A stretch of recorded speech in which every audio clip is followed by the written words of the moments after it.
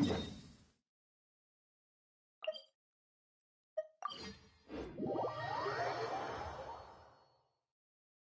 should have stayed indoors today.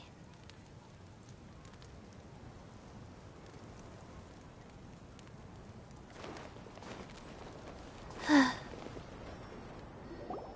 old caravan rebot! Now let Paimon think. What were we up to the first time we came here?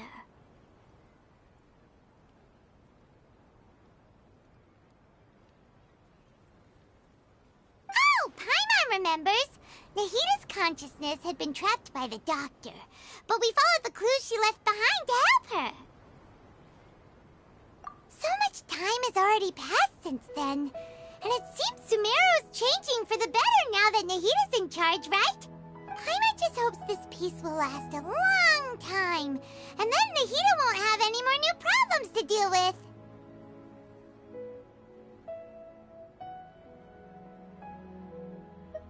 Yeah, guess you're right. We somehow always find ourselves right in the thick of it. Who knows what will happen next? Come to think of it, maybe it's all because of you. Maybe you're just a magnet for trouble. Huh? Me? Before Paimon ran into you, Paimon never ran into any trouble. At most, when she was super tired from some strange whirlpool and sucked out into sea. And even then, you fished Paimon out. Anyway, for Nahita's sake, maybe we should think about heading to our next destination for now. Ah, look who it is. Running into you in a place like this? I can see you two still love wandering around. Oh, it's Dia! Since when are we just wandering around? We're usually taking care of some serious business. Even though it may have nothing to do with our journey. But never mind that. What brings you here? I just finished a commission in the desert for a usual client of mine. Nothing too interesting. Just escorting a shipment of goods. I'm on my way to report back. That's when I saw you two all the way over there, chatting away. What were you two talking about anyway? Huh? You serious? Can't say I saw that coming. But you are travelers after all. I guess you'd never stay for too long in one place. Bumping into you like this will become a rarity. I'm starting to feel sad just thinking about it.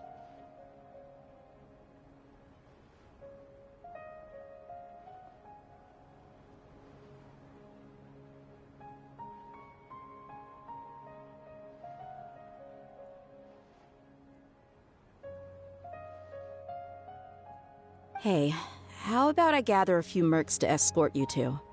What do you say?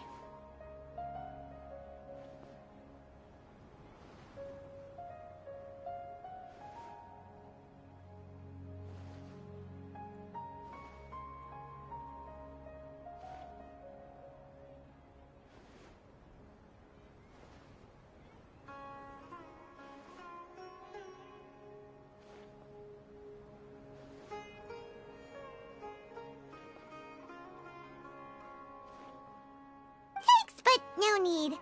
Oh, Paimon had no clue you'd miss us so much.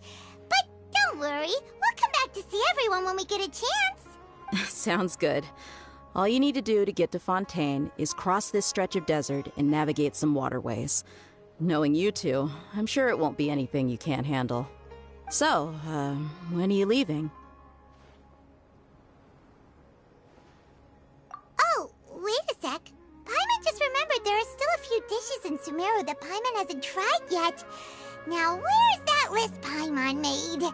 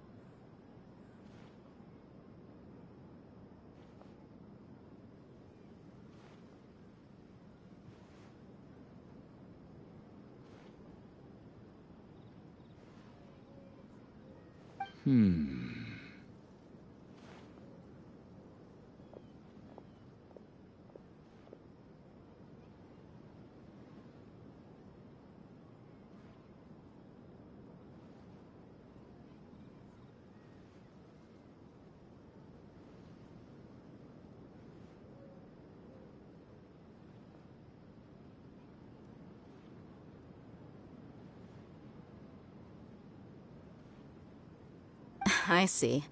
Guess you won't be needing a going-away party or anything. It's sad enough to see you go like this. Though, now that I think about it, Sumeru wouldn't be what it is today without you. Seems true heroes always prefer leaving quietly. By the way, should we go say bye to Nahida? Oh, good point. Then there's no need to bother her in the real world. Then, I guess this is goodbye for now, Traveler in Paimon.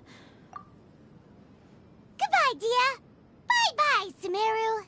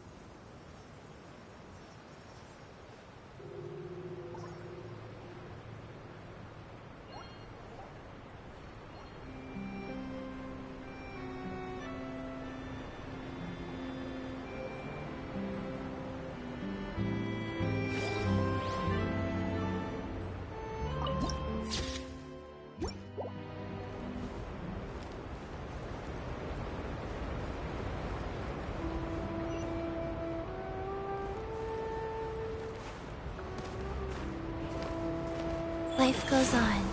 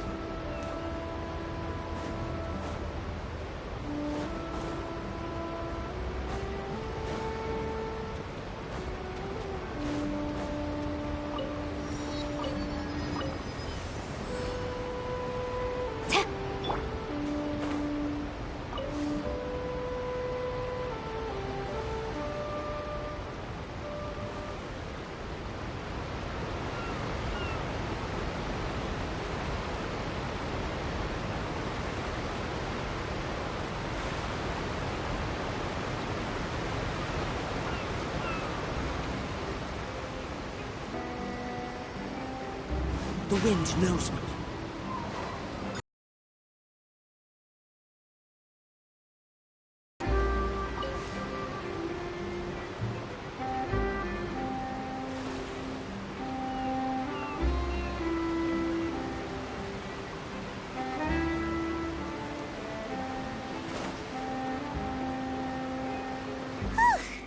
After crossing all that sand and water, we finally made it!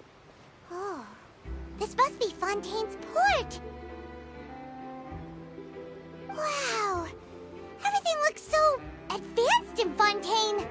Paimon's heard that the industry here is extremely developed, and they're all just seeing the sights as a tourist is nice. Maybe it would be better if we found something to do! What do you think? He's still our best source for information at this point. Yeah, the more we can learn, the better. So, what do you think the Hydro Archon's like? Will we get along? Nahida said that she has a very unique personality, whatever that means. To learn about a nation's god, start with the nation's people. There seems to be some locals talking over there. Let's go see if we can join the party.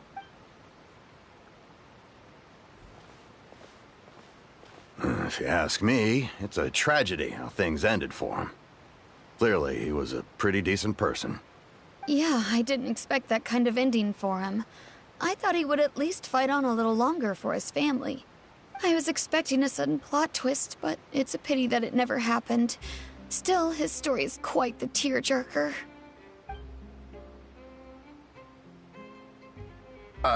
Excuse me. Can I help you two?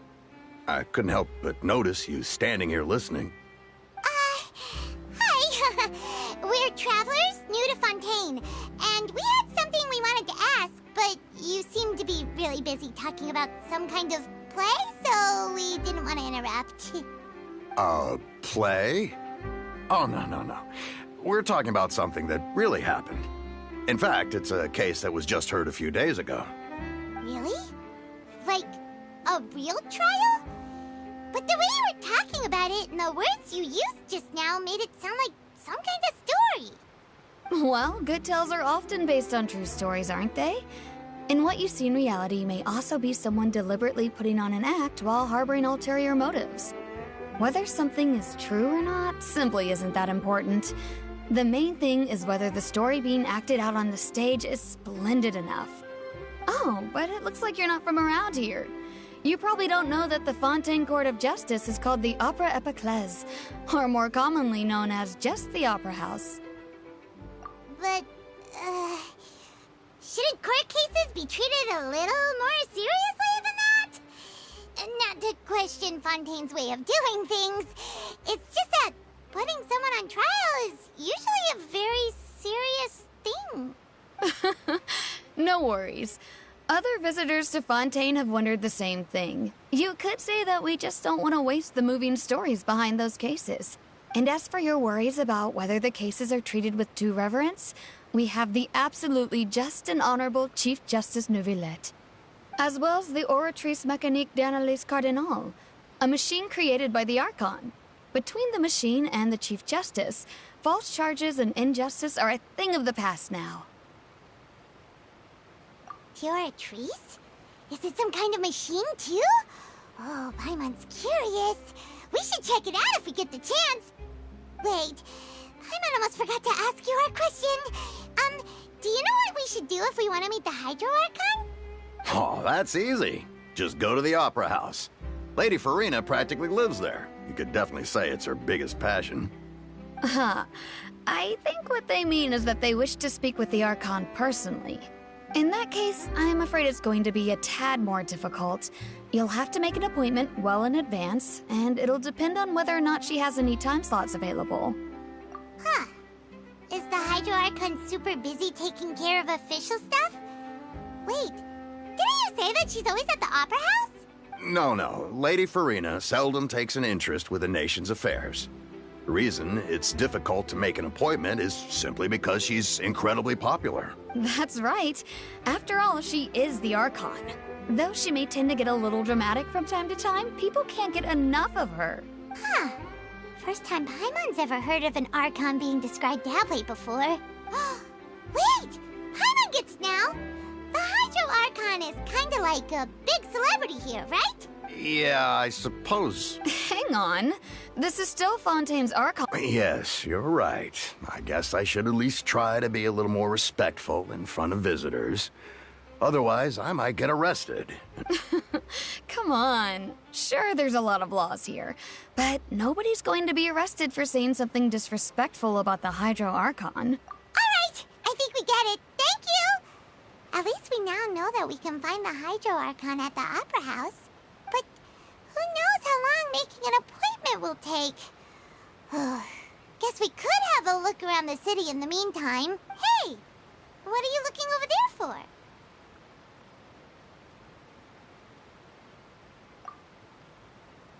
Huh. Maybe something's the matter. She isn't going to jump into the water, is she? Maybe we better go check on her.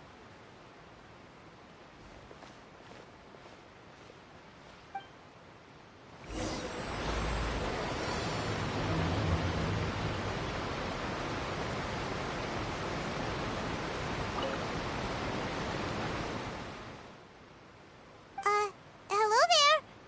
Excuse me. fine. Thanks. Oh, okay then. We just noticed that you seem to be worried about something. About many things, actually. But there's nothing I can do but just keep my troubles to myself. I was just reminiscing about a place my brother and I would play when we were kids. It was just atop that hill over there. See? You're pointing at the sea. Wait, are you saying that you and your brother lived in the water? Though people call the waters around Fontaine a sea, it's actually just an inland lake that's filled with fresh water. And no, I can still see that hill clearly in my memories. Now, it's been completely submerged. He would skip and jump, tossing sand in the wind. The sun shone brightly, and the air was filled with the scent of the sea. But now, the water is gradually swallowing our memories. It won't be long before it swallows us. Sorry. Paimon doesn't really get what you mean. I don't believe we've had the pleasure of meeting. Are you Lynette's new friends? Oh, and you are? Thanks for looking after my sister. She often comes here to reminisce about our childhood, that's all. There's no need for any concern. Allow me to introduce myself. I'm Linny, and this is my sister Lynette. If I had to guess, I'd say you must be travelers from abroad. Nice to meet you. Paimon is Paimon, and this is the Traveler. We just arrived in Fontaine. We were just talking with your sister. Even though we didn't really get what she was saying. I see. It's unusual for Lynette to be so willing to talk with anyone. In fact, she seldom speaks at all. I'm usually the only one she ever talks to. Oh, really? Then you two are just like us! Paimon's always the one talking for some reason.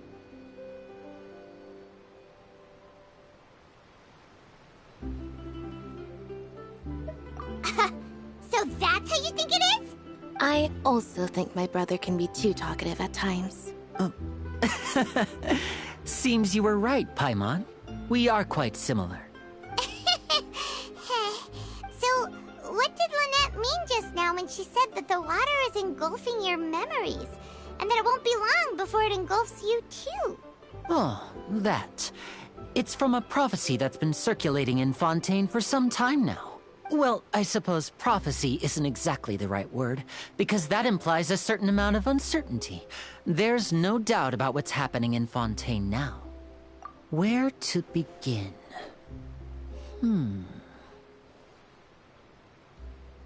Let's put that question on hold for a moment.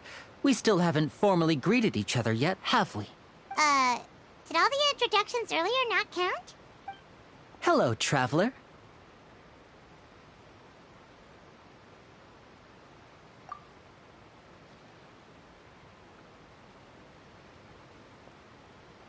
And hello, Paimon. Hey! Why didn't Paimon get a handshake? You're not poking fun at Paimon, are you?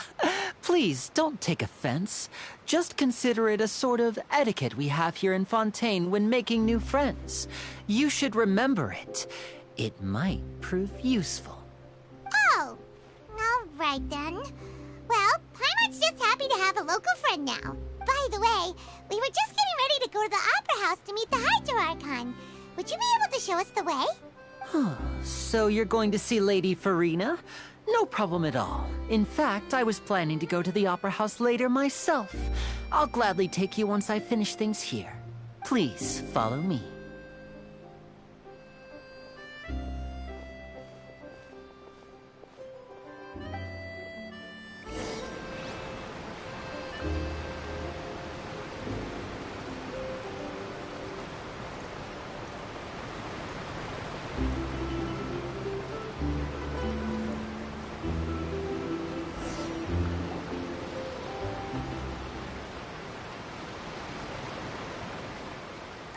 You said you were going to see Lady Farina? Well, it seems Lady Farina has come to see you.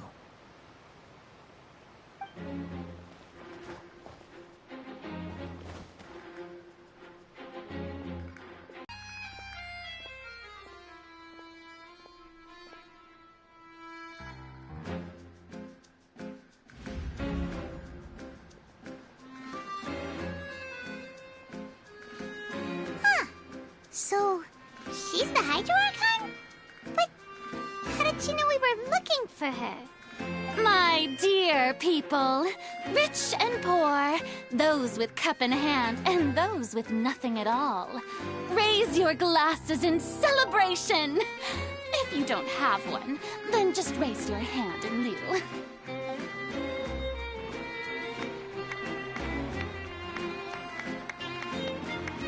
As you can all see, 2 unfamiliar travelers have arrived in our nation. Come, let us make a toast in honor of this traveler and his companion, who have journeyed here from distant lands.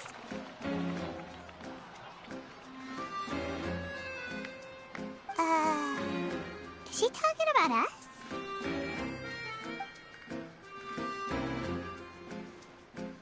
I've long heard of the turmoil and chaos you left in your wake as you visited other nations, but I welcome you nevertheless.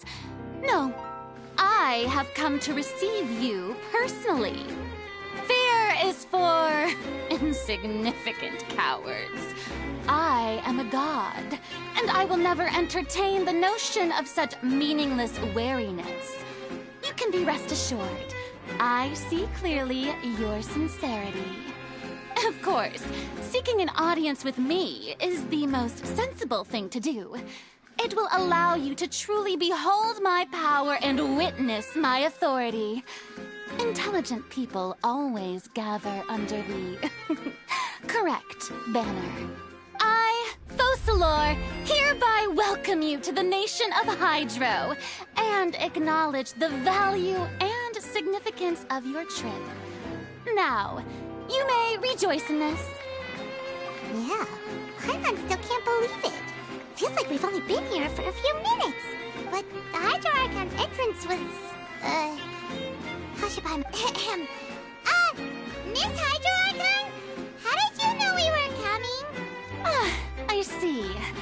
As Outlanders, you inevitably lack even some of the most basic understanding. Don't forget that even the gods can be divided into the mediocre and the excellent. I suppose it's only natural for you to be awestruck by my abilities. You had best stop and consider. Do you really have the noble... Whoa. Talk about sounding high and mighty. Oh? What's with these looks? Perhaps the welcome... Is she... Wow, I didn't expect to see Lady Farina here. Wait, does this mean they're the legendary blonde traveler? How did I not notice before? Hey, what's all the commotion? Oh, is that Lady Farina? Of course. That's the blonde traveler. The one all those stories are about. Lady Farina came here to personally see him. Oh, I bet this is gonna be the duel of the century. Oh, I've got to...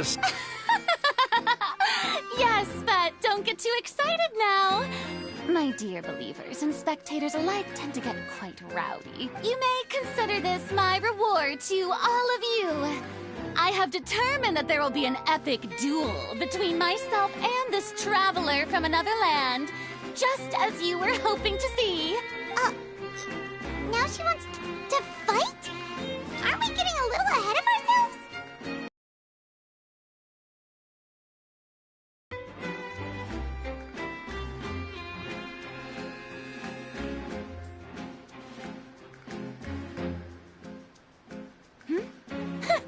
Are you not afraid? What are you trying to do, traveler?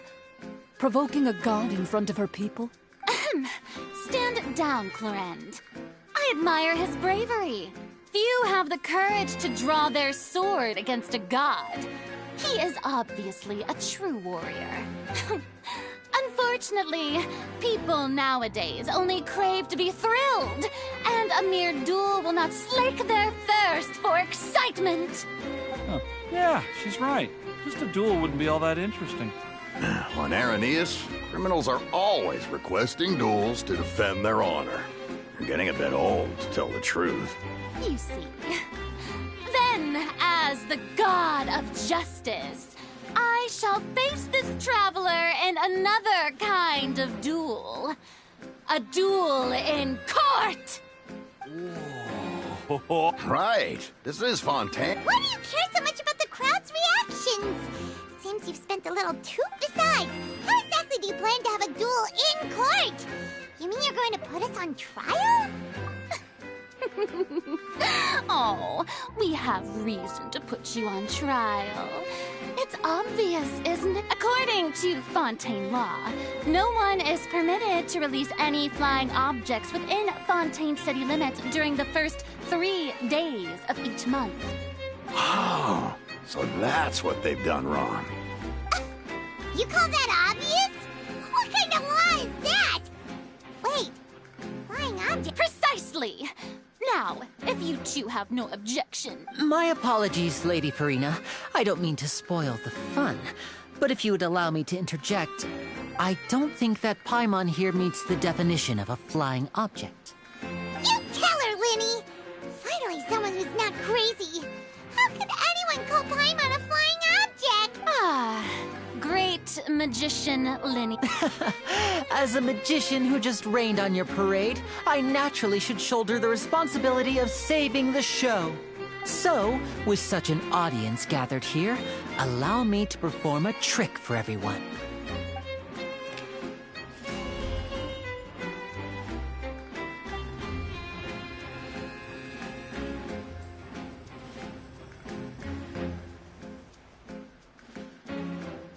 Ta-da! What's that on Paimon's back? Hey, when did you do that?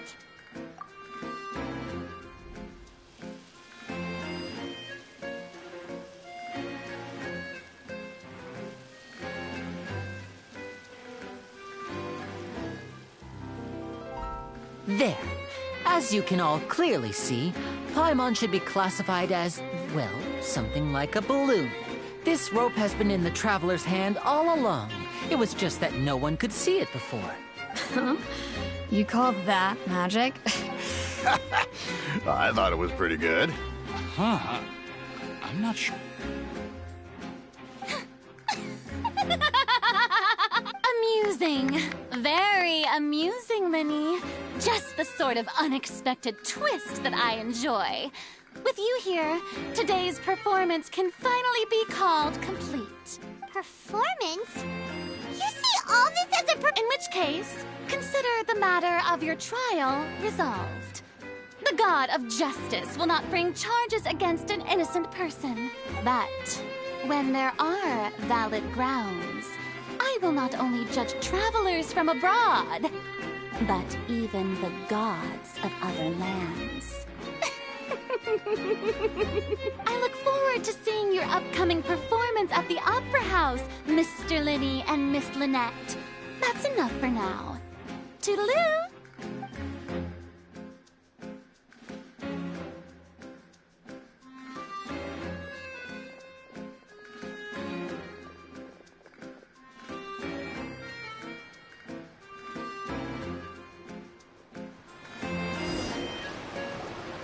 And just like that, she's gone. Well, that's the most unpredictable Archon Paimon's ever seen. You never even had a chance to ask her anything. But that's a problem for future Paimon. That whole scene just now was really... Don't mention it. I just happened to remember that there was such a law, so I did a little preparation, just in case. I didn't think it would actually come in handy. So, now do you see what kind of god Lady Farina is? She can be a bit confusing at times, but she is still amenable to reason.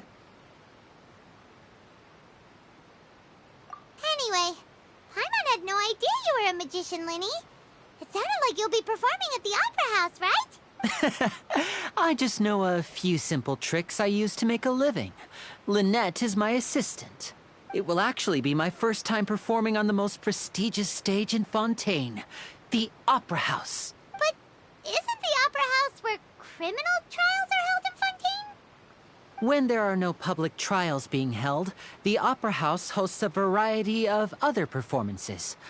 To the people of Fontaine, the line between a trial and a performance can be a little blurred. And speaking of performances, I would be remiss to forego this opportunity gifted by fate. My brother's always excited to make new friends. Oh, sure. We don't really have anything to do now, and we wanted to go to the Opera House anyway. Splendid. In that case, why don't we go together? I'll show you the way. I just have something to take care of first. You really mean it? This is a magical item known as a magic pocket. Perhaps you can help me distribute them to the people here. Huh? What are they going to use it for? About that... You asked me before about the prophecy, right? Let me start by telling you a little more about what it entails. I'm not sure exactly when it began, but a prophecy has been circulating around Fontaine. It says that every person in Fontaine is born with sin. No matter how the nation of justice holds trial after trial, this sin cannot be absolved. Until one day, the water levels in Fontaine will rise, and the sinful people will slowly be drowned. In the end, the people will all be dissolved into the waters, and only the Hydro Archon will remain, weeping on her throne. Only then will the sins of the people of Fontaine be washed away. That sounds pretty gloomy. Why are people in Fontaine? There are lots of guesses. Some say that the ancestors of Fontaine stole the power of the seas and stirred its wrath. Others say that the people of Fontaine never heeded the first Hydro Archon's warnings and offended Celestia. But here in Fontaine, evidence is what matters. There hasn't been concrete evidence for any of these claims, so they can only be regarded as conjecture. If even the people in Fontaine don't know what sin they committed, wouldn't it be better just to ignore the prophecy completely? Why bother feeling guilty all the time? That's exactly what the people did at first. But in the last few years, the water levels in Fontaine have actually started rising. Many places have already been completely submerged, and now lie beneath the sea. Many people carry on with their lives as before and shrug it off as a natural phenomenon. But my family and I think that the people of Fontaine shouldn't ignore the possibility, which would end up sentencing them to death. We hope that at least the people who reside near the waterfront can move away before it's too late. So, we've started distributing magic pockets to them. As a magical item, these magic pockets have astonishing capacity. I'm sure they will come in handy when people are moving their belongings. Oh, Paimon gets it! It's like preparing for a rainy day! But this is more than a bit of rain. Now, if you'd like to help, then please give these magic pockets to anyone nearby. Be sure to convince them to take it, regardless of what they say.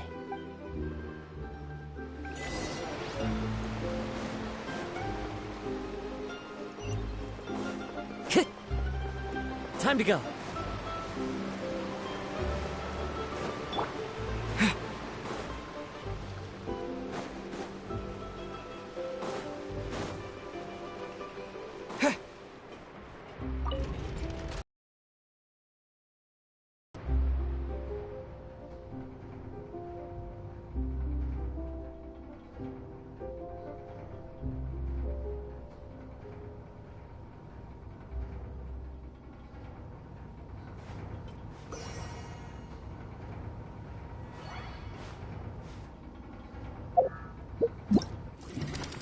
Let the mad...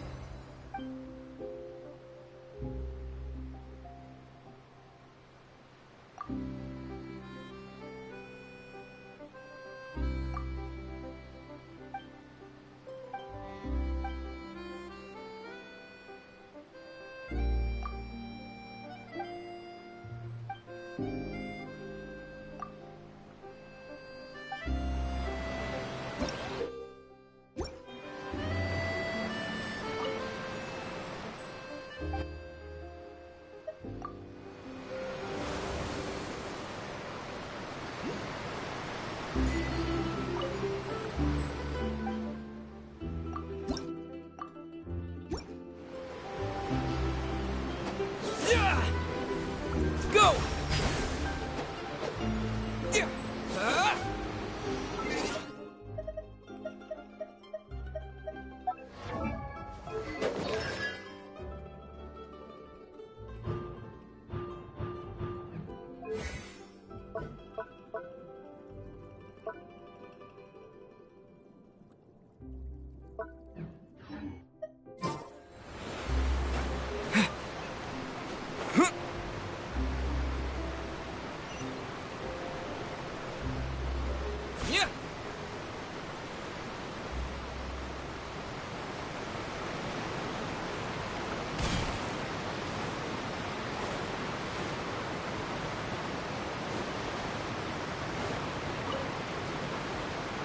Huh?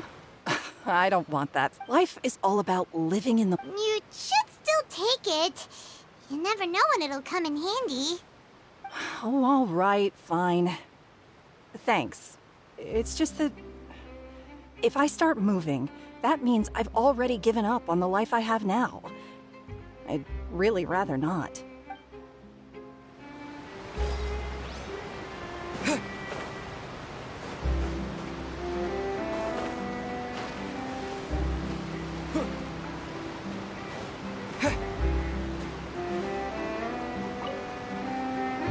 What's this? So you also believe in the prophecy. Keep it. I won't have any use for it. What? You mean you don't believe in the prophecy? No, I believe in the prophecy. But I also believe in another story. The story says that people once lived in the ocean.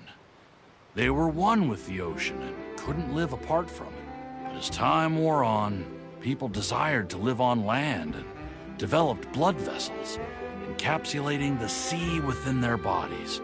So, if you ask me, when the water rises and takes us all, it'll be like we're going home. Oh, we hadn't heard that one before. But people can't live underwater. They'll die. All right, I'll take it.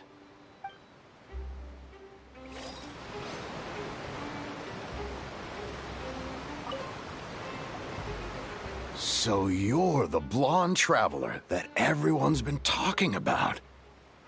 My apologies for not recognizing you earlier. Oh, a magic pocket? Thanks.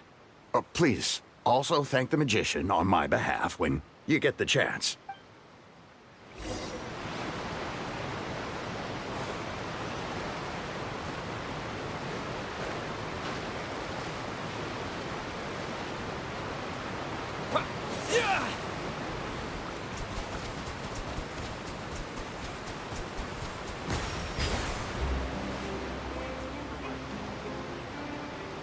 Oh? You already handed out all of the magic pockets? That was fast. So, what did people have to say? I bet you heard some... interesting opinions. Yes, but that will change once disaster strikes. Is there anything else you need to do before we leave? Yes, one last thing. I have the magic pockets made by a workshop in the court of Fontaine. Since we're out and about, I was thinking about bringing him some more materials. So, you want to collect materials? Just tell us what the materials look like and we'll help. Many hands make light work. Oh, that would be much appreciated. We'll need some romaritime flowers. I remember seeing them near the waterfront on the east side of the harbor.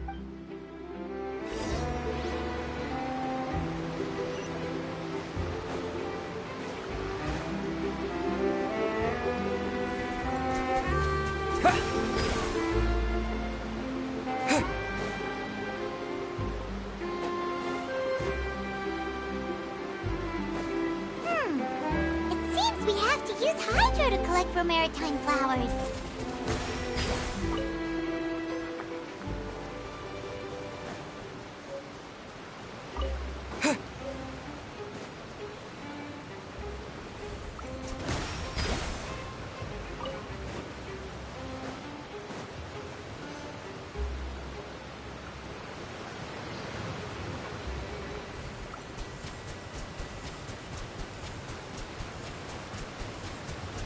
Water jet!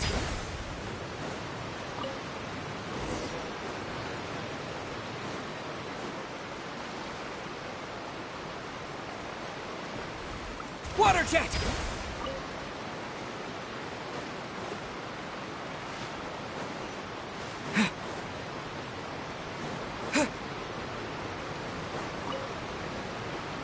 You made quick work of that. I can tell you're an experienced traveler. I've also finished collecting a few here. Maybe next time you'll feel like helping too, Lynette. No way. I'm in power-saving mode today. Otherwise, I fear I may not have any energy left for the performance at the Opera House. Fine. Though the performance is still a long way off. Now that we're finished here, we should get ready to head back to the court of Fontaine. So, we're going to the court of Fontaine before we head to the Opera House?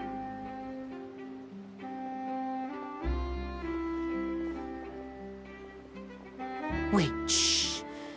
Have you noticed that person over there? The young girl. Huh? What's wrong with her? She's obviously a thief. Magicians and thieves practice similar methods. We divert attention, and a distracted audience is one that won't discover what you're really doing. Watch her movements carefully.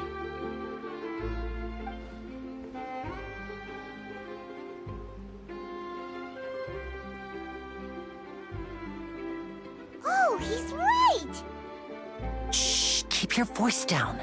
We need to think of a way to catch her, but it seems she's very alert. Perhaps we should split up.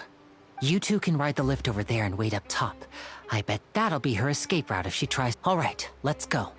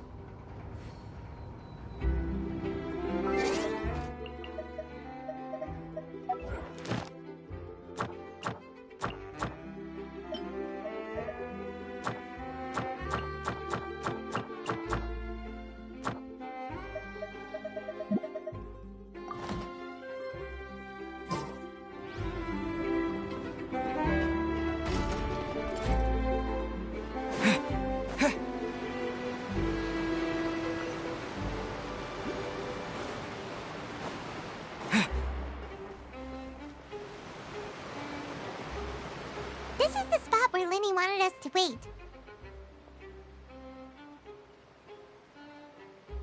Oh, look! Isn't that her?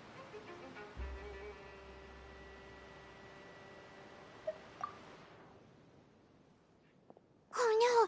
Did she notice us? What should we do? Should we chase her?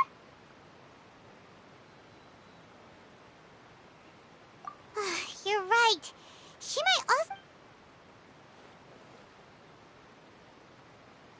Nothing's happened for a while now. Paimon wonders if Linny caught the thief. Yeah, let's go.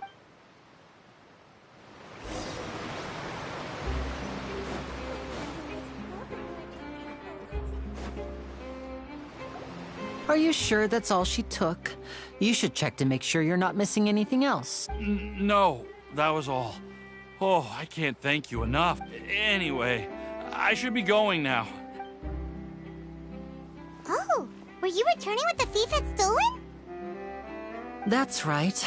Pity I wasn't able to catch her. She distracted me by dropping the thing she stole on the ground. By the time I looked back, she was already gone. I saw the general direction she went, but Lenny twisted his ankle, and I needed to make sure he was okay. Oh, did you get hurt, Lenny? I'll be all right. It's just a twisted ankle, that's all. In fact, it's feeling better already. If you want to play at being a hero, at least try not to get hurt doing it. Imagine what would happen if you managed to derail our performance as a result. You're right. Sorry, Lynette. I have to admit that the thief was even more skilled than I had anticipated.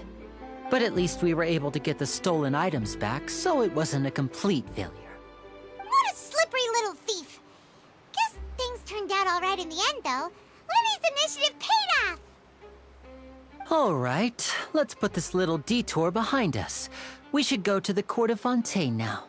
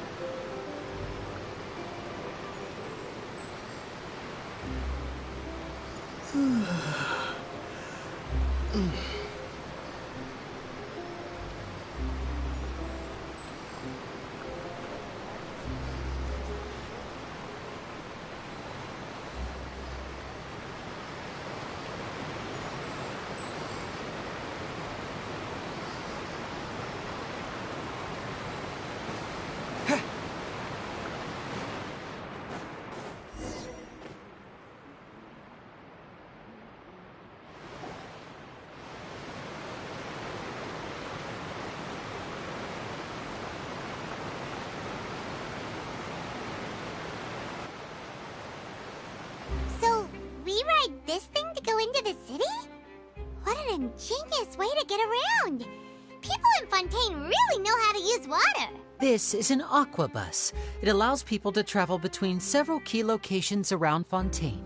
It's pretty convenient, but the ride can become a little dull after a while. The scenery is always the same. That's why it's better to travel with friends. So you mean it's still boring even when I'm riding with you? No, that's not what I meant. It's just that, well, you don't really talk that much. Besides, it doesn't really feel like a real trip when it's just the two of us. It's the same as being at home. Whatever. Guess that's what it's like to be an older brother. It's about time for us to leave. Let's get on board.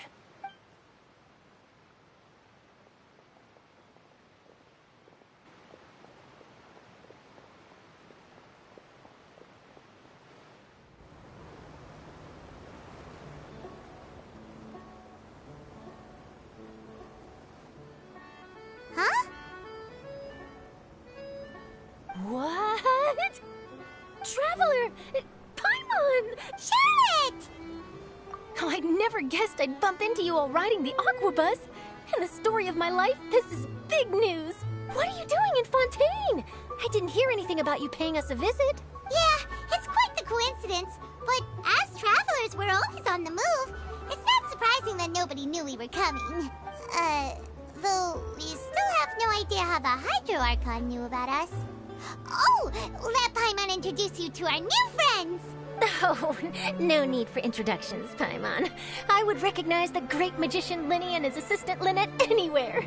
I wouldn't be much of a reporter if I didn't know who they were. It's a pleasure to meet you. I'm Charlotte, a reporter for the Steambird. Nice to meet you. From the Steambird, huh? We've often relied on your paper to promote our performances. It's an honor to meet you. Now that everyone knows each other, Fontaine suddenly doesn't feel like such an unfamiliar place. So, what have you been up to lately, Charlotte? Any big news? Not too much. When there isn't any breaking news, I mainly cover the trials at the Opera House. You can still manage to keep readers' attention as long as you tell things from a clever enough angle, even if it's the same old topics. For example, reporting on how a scammer once deceived vulnerable girls into relationships, or how a financial criminal was once so poor that they ate a single piece of bread for 5 days.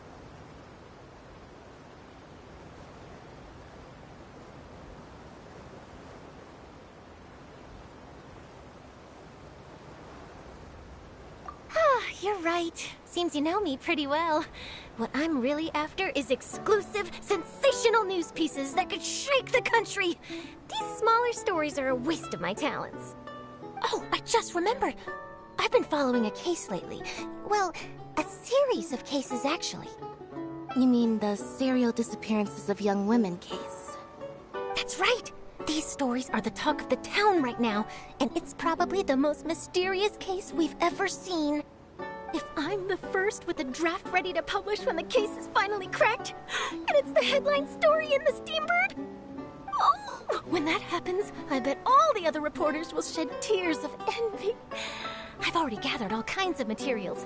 I just can't wait for the truth to be revealed.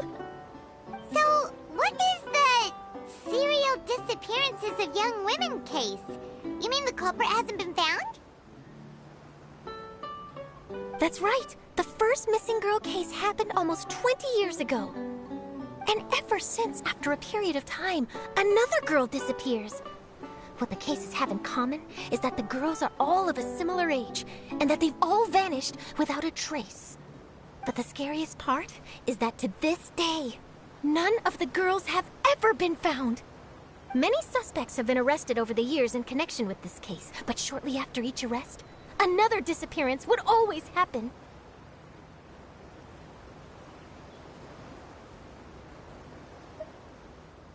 Yes, it's possible. But either way, I believe that every case has some precise truth behind it, waiting to be exposed. Yes, I agree. And at the very least, the family of those missing girls deserves some sort of explanation. I just imagined for a second what I would do if Lynette were to suddenly disappear. I'd pay any price to get her back, and then find a way to track down the culprit. Please don't imagine that, Lenny.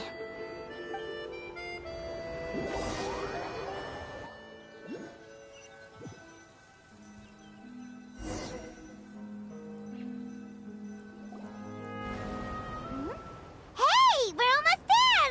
Look!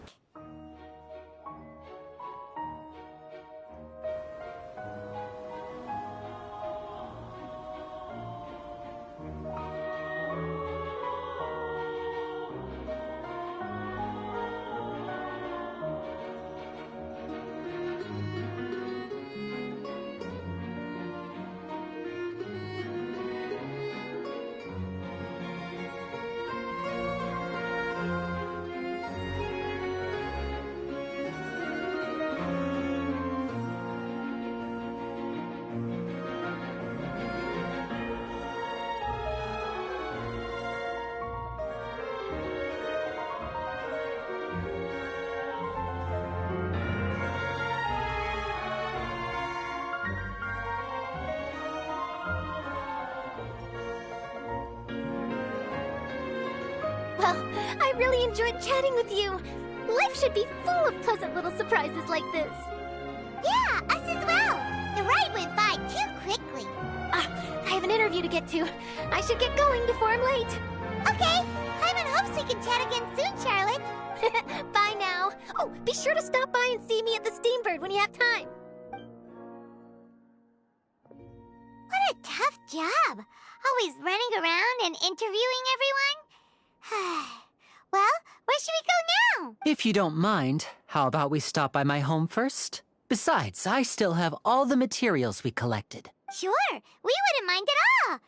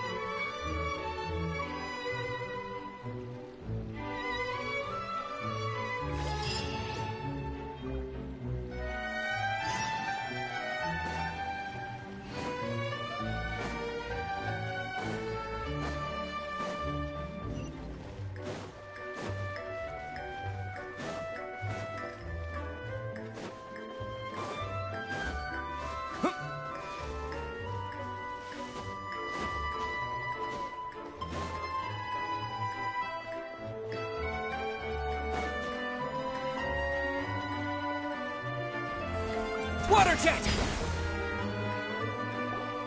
This is our current abode. Ah, Fremine, you're home. Where did everyone else go? Oh, they all just went out a moment ago. I see.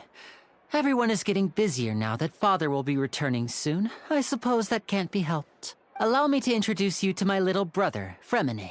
He is a phenomenal diver. Hello. Nice to meet you. Paimon is Paimon, and this is the Traveler. Oh, you sound very proud to have a diver as a brother, Linny. Linny, could you come here for a moment? What is it, Fremine? Do you have something to tell me?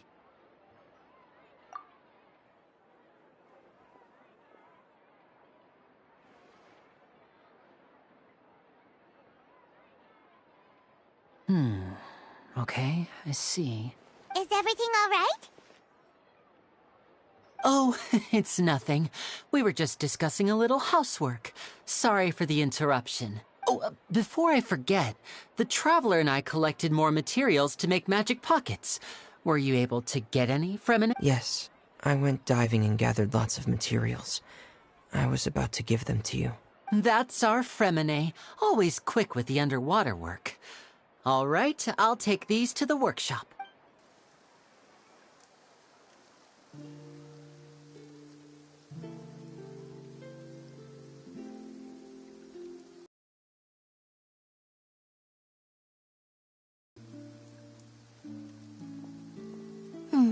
Looks like rain. Oh, you're right. But wasn't it clear and sunny just a moment ago?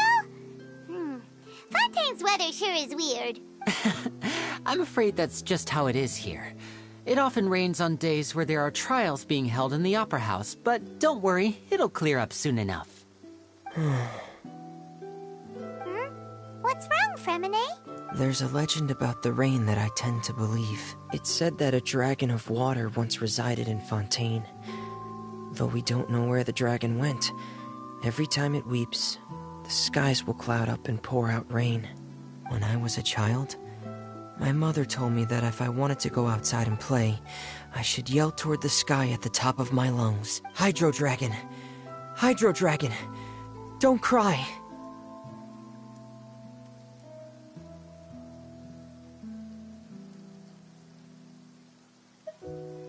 If it's an elemental dragon, then having the power to make it rain wouldn't be very unusual. Let Paimon try something. Hydro Dragon, don't cry!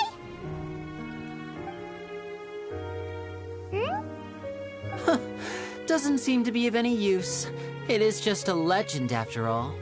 You know, you might be a more popular magician if you understood the concept of romanticism. Or could at least play along. Sorry. It might be because we've never met the Hydro Dragon. Perhaps it can't be comforted by the words of strangers.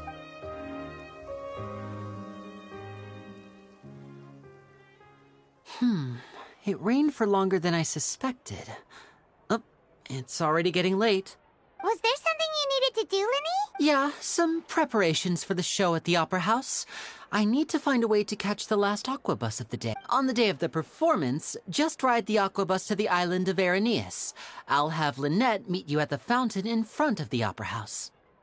Oh, are you leaving now? What is it, Fremine? I'm in a hurry. Oh, I get it. You feel nervous delivering the materials for the magic pockets, is that it? Perhaps we could trouble the Traveler to help us take these materials to the Beaumont workshop and deliver them to the owner there? I'm afraid that Fremine can be quite introverted, and the boss there tends to be pretty talkative. No trouble at all. Don't worry, we're on the case. Sorry for the inconvenience. I'm quite useless when it comes to such tasks. I'll think of a way to make it up to you. Oh, no need. This will be a walk in the park for us.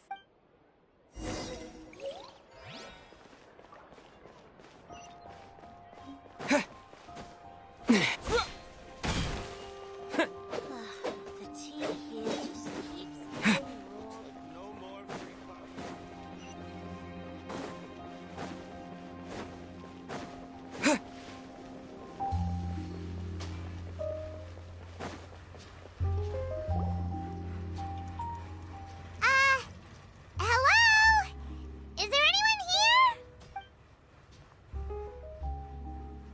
hello there. New customers? Looking to buy, or do you need something made? Or perhaps you're just looking for a chat with me. Oh no, we're just here to deliver some materials. Here they are. They're for making... what were they called again? Ah, these must be for magic pockets. I could tell right away. I've already made several orders worth now. No need. They've already prepaid several batches worth. When they told me what they'd be using them for, I even offered them a discount. But they insisted on paying the full amount, saying that I had a business to run. It seems both their hearts and their pockets are made of gold. Whoa. So, is Linny actually loaded? I can't say for sure, but... Hey! Is this machine what you use to make stuff here? Why use your hands when a machine can do the work? It would be a waste not to use the latest technology. And wasting is a kind of crime. But where does a big machine like that get its power from? Well, it's a little complicated. I'm not sure I can put it in layman's terms for you, but basically, everything we usually use here in the city is powered by indemnitium. It's a type of energy that's produced from trials. Huh? Well, I'm not completely sure. When a trial is in session, the Oratrice Mécanique d'Analyse Cardinale harvests people's belief in justice and converts it into energy to be used all around Fontaine. So that's what its other function is? Paimon heard that the Oratrice was created by the Archon to make judgments, but Paimon still doesn't get it. How could something unreliable like people's beliefs be turned into a stable power source for these machines? Oh, yeah! So that means the Hydro Archon relies on the machine to take the energy created by belief and turn it into power for all of Fontaine, right? Even though I've never heard anyone really put it that way before, it sounds like it makes sense. Besides indemnitium, we have another type of energy called pneumosia. It isn't produced by the power of the Archon, but it is unstable by nature. Even now, it still cannot be widely used by civilians. I thought I'd find you hard at work, but here you are chatting the day away. You again? Didn't I already prompt? Yeah, but... Huh? Seems business isn't so great for the workshop. Hey, hold on. Before you go around trying to collect payments, why don't you settle your own debts first? If Confrérie of Cabriere wants to poach clients from Northland Bank, that's fine. But I'm afraid you still owe the bank a hefty sum of mora.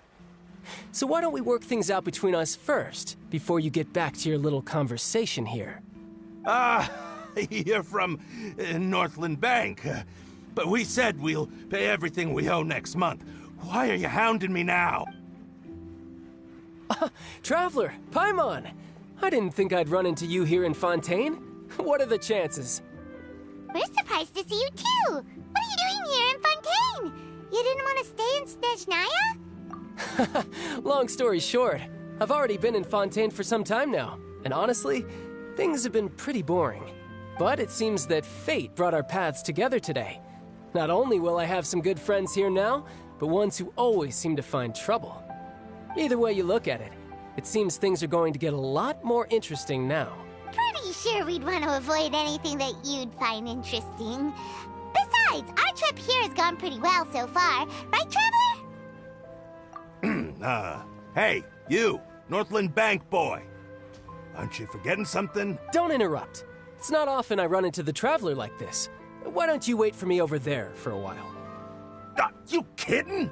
Aren't you the one looking for us? You really expect us to sit and twiddle our thumbs while you catch up with your friend? Listen to me, boy. If you want your mora, fine.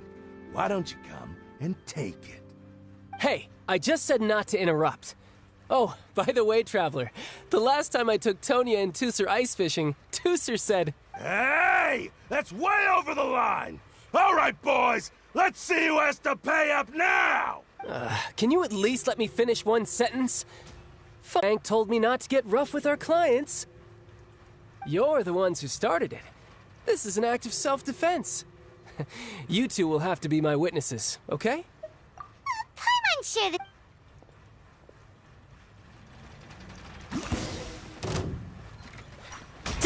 You can run, but you can't hide.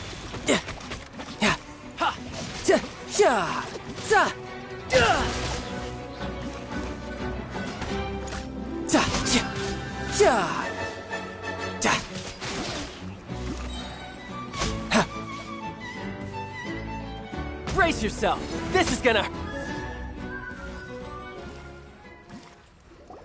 Oh, what's your deal, Brad? How are you so strong if you're just a staffer from Snezhnaya's Northland Bank? Wait, don't tell me you're...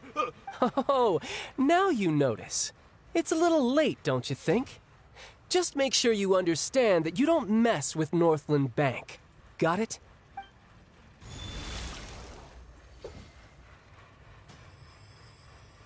Huh? Now's my chance!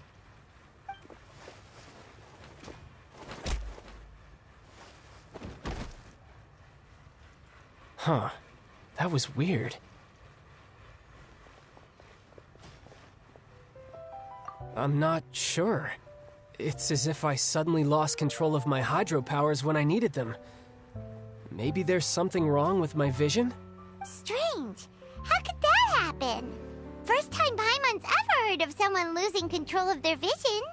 Never mind. It doesn't matter. If I want to stay sharp, I shouldn't be relying too much on my vision anyway. Besides, I always have my delusion in case I need it. So what are you doing in Fontaine, child? I don't see its work for Northland Bank. Well, I guess it's because I've been in a bad mood lately. Huh? What kind of reason is that? I don't know. Maybe I still have a lot to learn about myself. But recently, there seems to be some sort of restless power stirring inside of me. And I don't know why, but every now and then I feel like I'm in a terrible mood. Maybe you losing control of your vision just now is connected with that power you're feeling inside. That is a possibility. I can't remember if I ever mentioned it before, but when I was 14, I fell into some unknown abyss. It was during that time I learned nearly all of my abilities. The one who took me under her wing and taught me was named Skirk. She was always quiet and very mysterious. Nobody knew where she came from or what she had been through, and she was always very strict when teaching me combat techniques. One time, I asked her why she was willing to take me on as an apprentice. From what I could make of her answer, it was because I had awakened it, and traces of it remained on me. She said that all my combat training would be useful in the future. But what is it? What did you awaken? She never explained that. But my guess is that it's related to a dream I saw when I had just fallen into that abyss. In my dream, I was in the deepest depths of the sea, and the boundless seabed was all around me. But in front of me appeared a whale that was so massive, I felt like I couldn't breathe. A whale? Oh, that sounds familiar! When we fought against you before, you summoned a huge whale that seemed to leap at us. Is that the one? That's just an abstract form of a whale that I create using my elemental powers. It takes that shape because the scene I dreamt of the whale has always been stuck in my mind.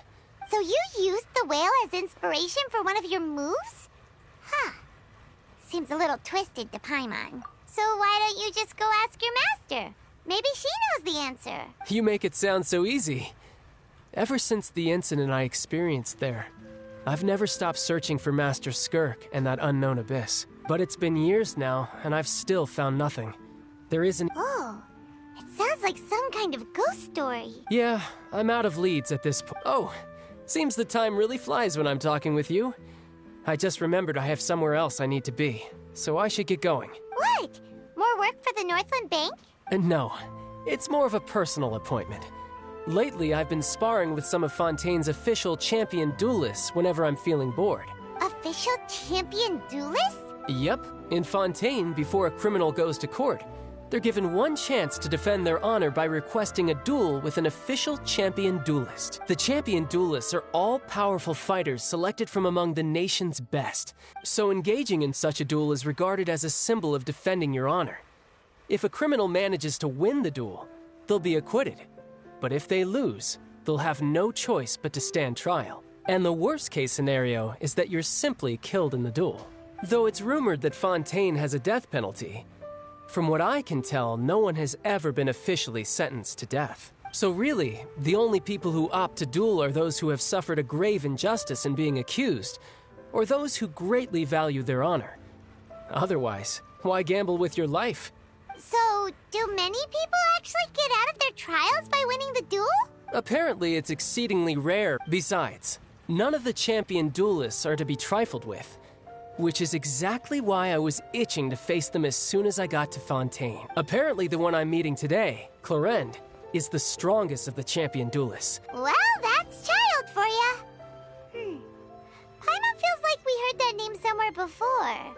Oh, before I forget, I want you to have this. Huh? Your vision? You're seriously just giving it away? I'm just worried that it could become uncontrollable again.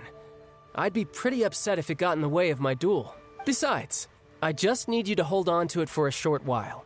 I'll come retrieve it when I have some time later. Paimon knows what you're up to. You just want an excuse. Whatever gave you that idea? I'll be in touch later. That sneaky guy. Well, since we don't have much to do for now, we might as well walk around and see the city before Lenny's performance.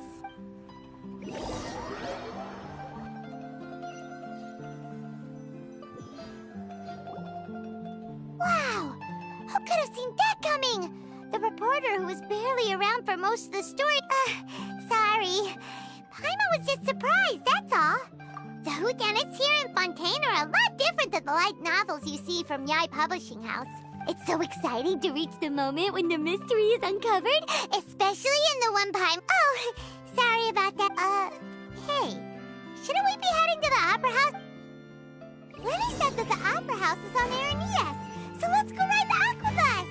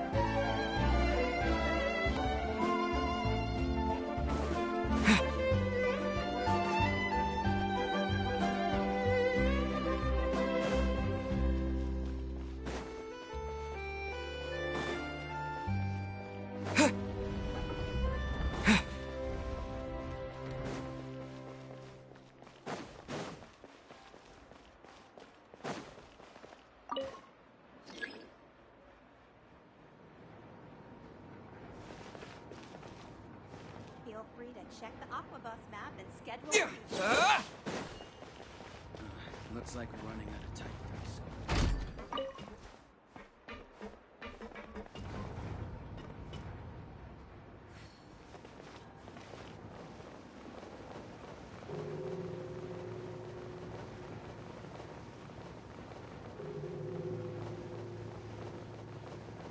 Welcome to the court of Fontaine. Please watch your step.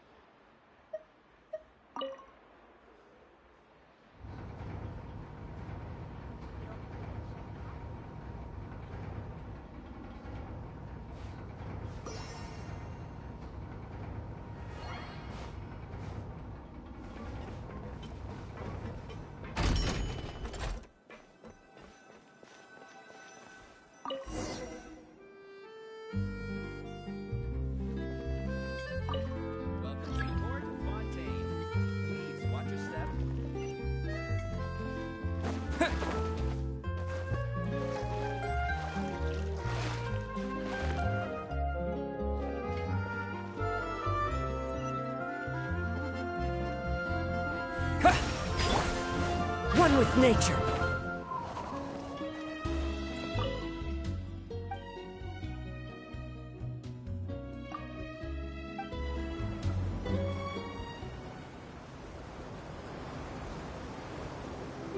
Welcome to the Navia line.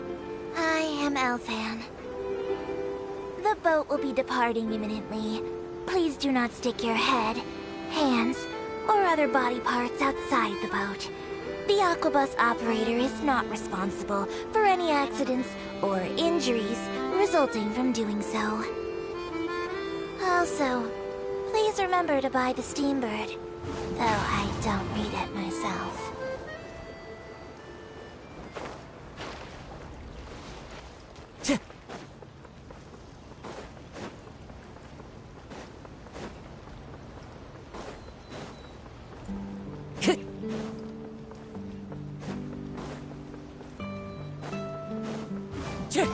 Follow the wind.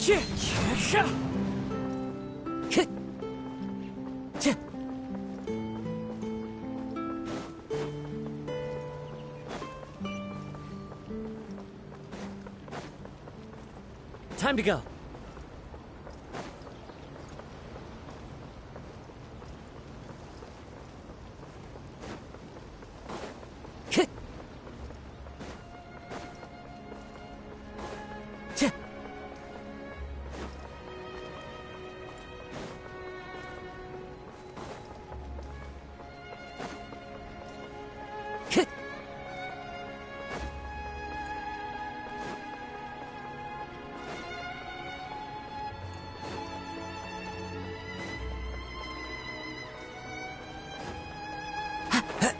Time to go.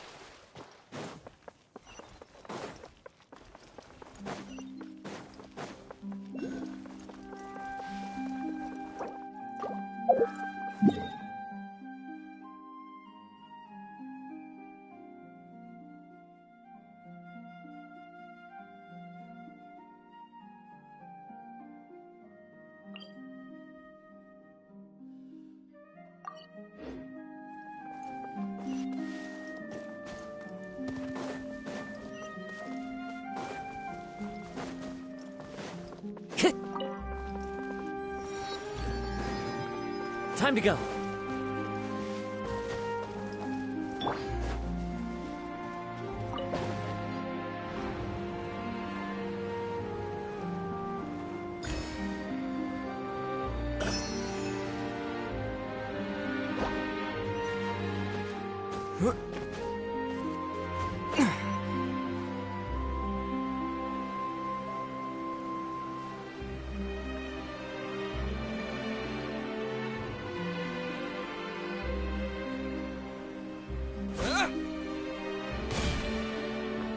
Water jet!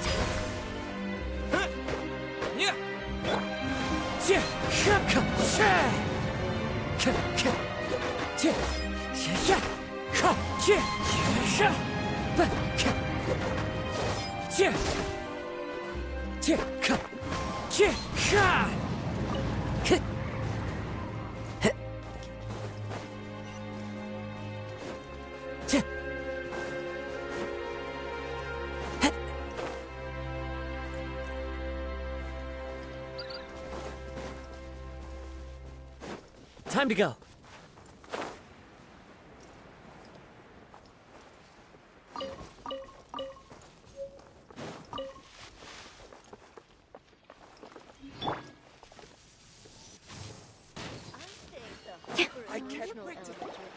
Whoa! Now this is fancy! The Opera Epiclese. What a place to hold a performance! Huh.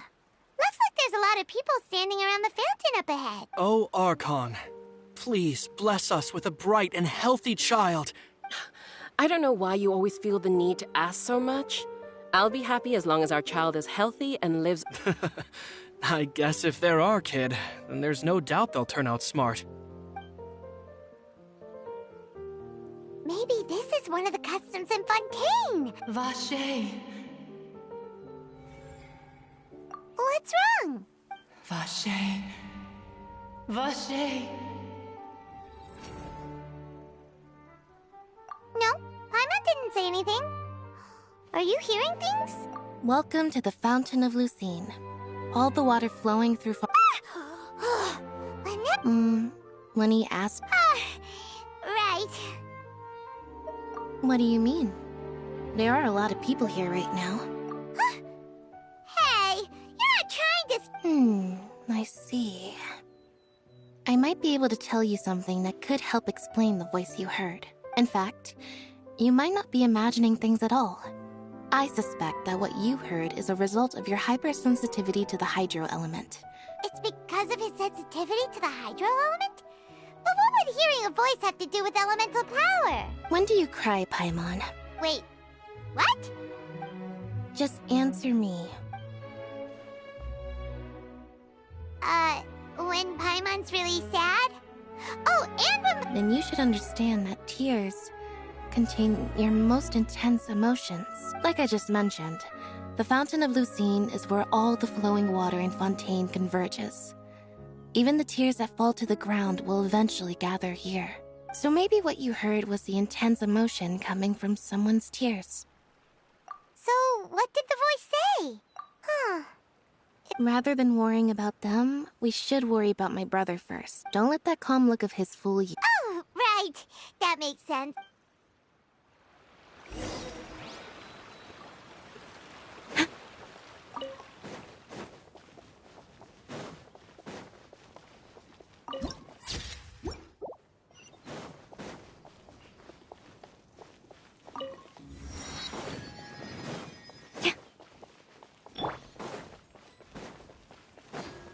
I can't wait to see how this turns out. Emotional element you're adding is...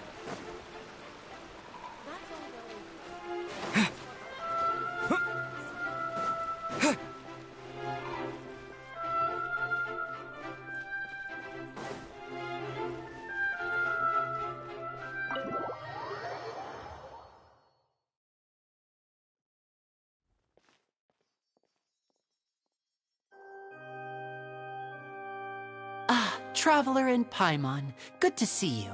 I knew you two would come. Are you kidding? We wouldn't miss it for the world. We've been looking forward to it. I can tell, judging by how early you've arrived. But you're actually right on time. The audience still hasn't started entering the venue yet, which means now is the perfect chance for us to take you to the best seats in the house. Wait just a moment. I'll fetch the tickets.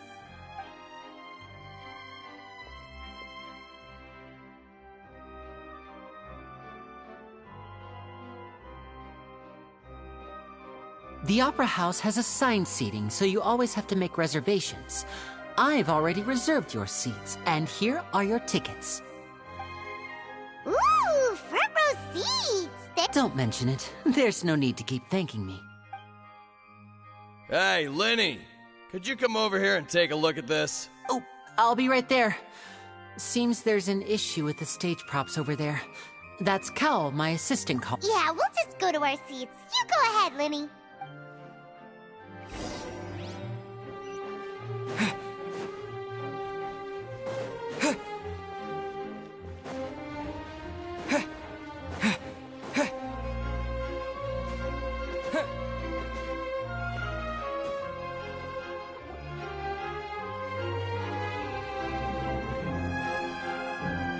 Oh, these should be our seats. Come on.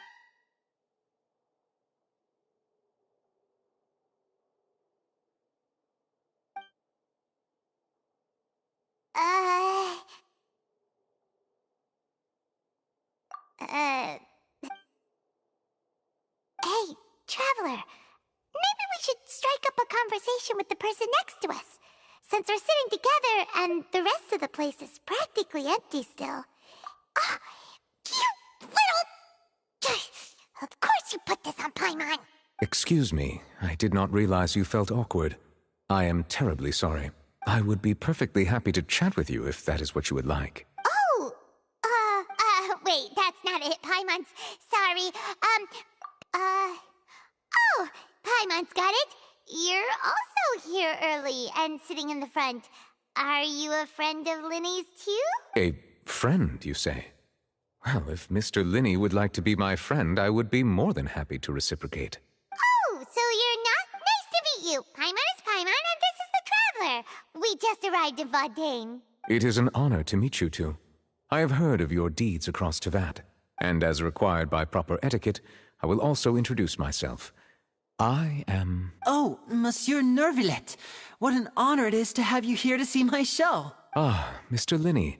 I should say it is in fact an honor for me to see your performance in person. Wait, Nervillet? Could he be... I saw you all chatting just now, but it seems you still don't know who Monsieur Nervillet is. Allow me to introduce you to Fontaine's Chief Justice. That seat is always reserved for him. It wouldn't be too much to say that he's the symbol of justice and honesty here in Fontaine. Whoa! Sorry. No offense taken. Being Chief Justice is merely what I do for work. Nearly every person has their usual reserved seat, so I'm not so special, really. And by the way, I should probably let you know, even though I would prefer not to. There's someone sitting up there in the VIP seats that has been striking a pose for quite a while now. I believe she is trying to give you a most elegant and impressive first impression. So I think you should take notice of her sooner rather than later, otherwise she may become flustered.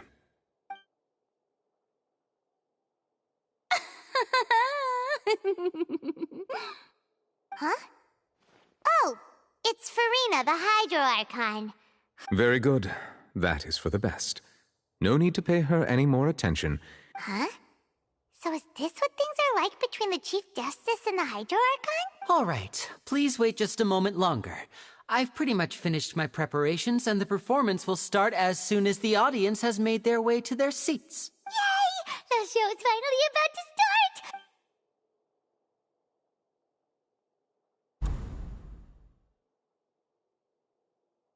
Oh! They're dimming the lights! The show must be starting! Sorry. Welcome, one and all, to the Opera Epiclese. I am the star of today's show, Linny.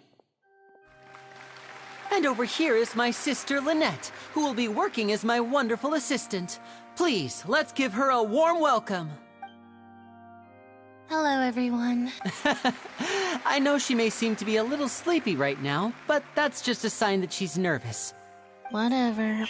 Now, some of you may be thinking, two vision holders who can freely manipulate elemental powers performing magic is not true magic at all. So, I would like to take a moment to assure you that elemental powers will have nothing to do with what you will witness on the stage today.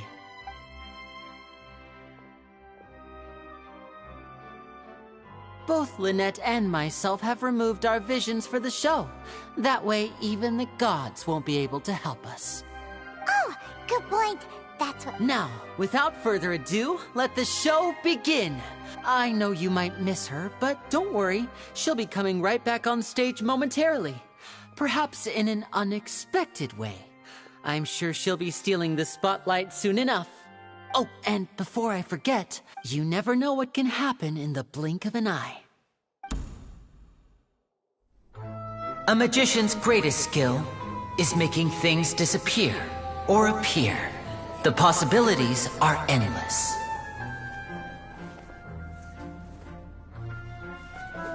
Huh?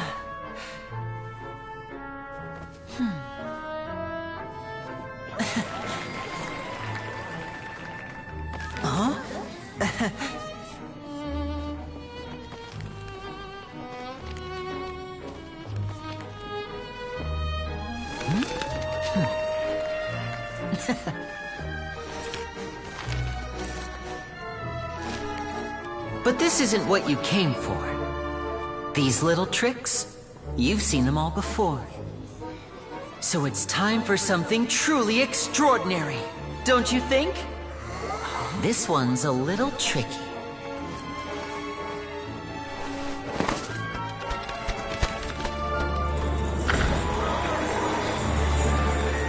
Using this water tank, I shall make my sister vanish completely, right before your very eyes.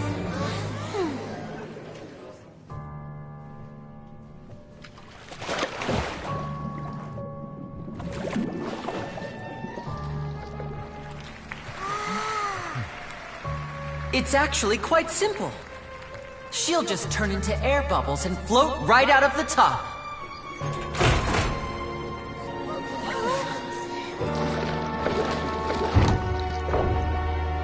Oh no! I told them to check all the props carefully. With the lid on, even air can't escape. An amateur magician would be getting very nervous right around now. Luckily, it's me on stage, so let me show you what a true virtuoso can do.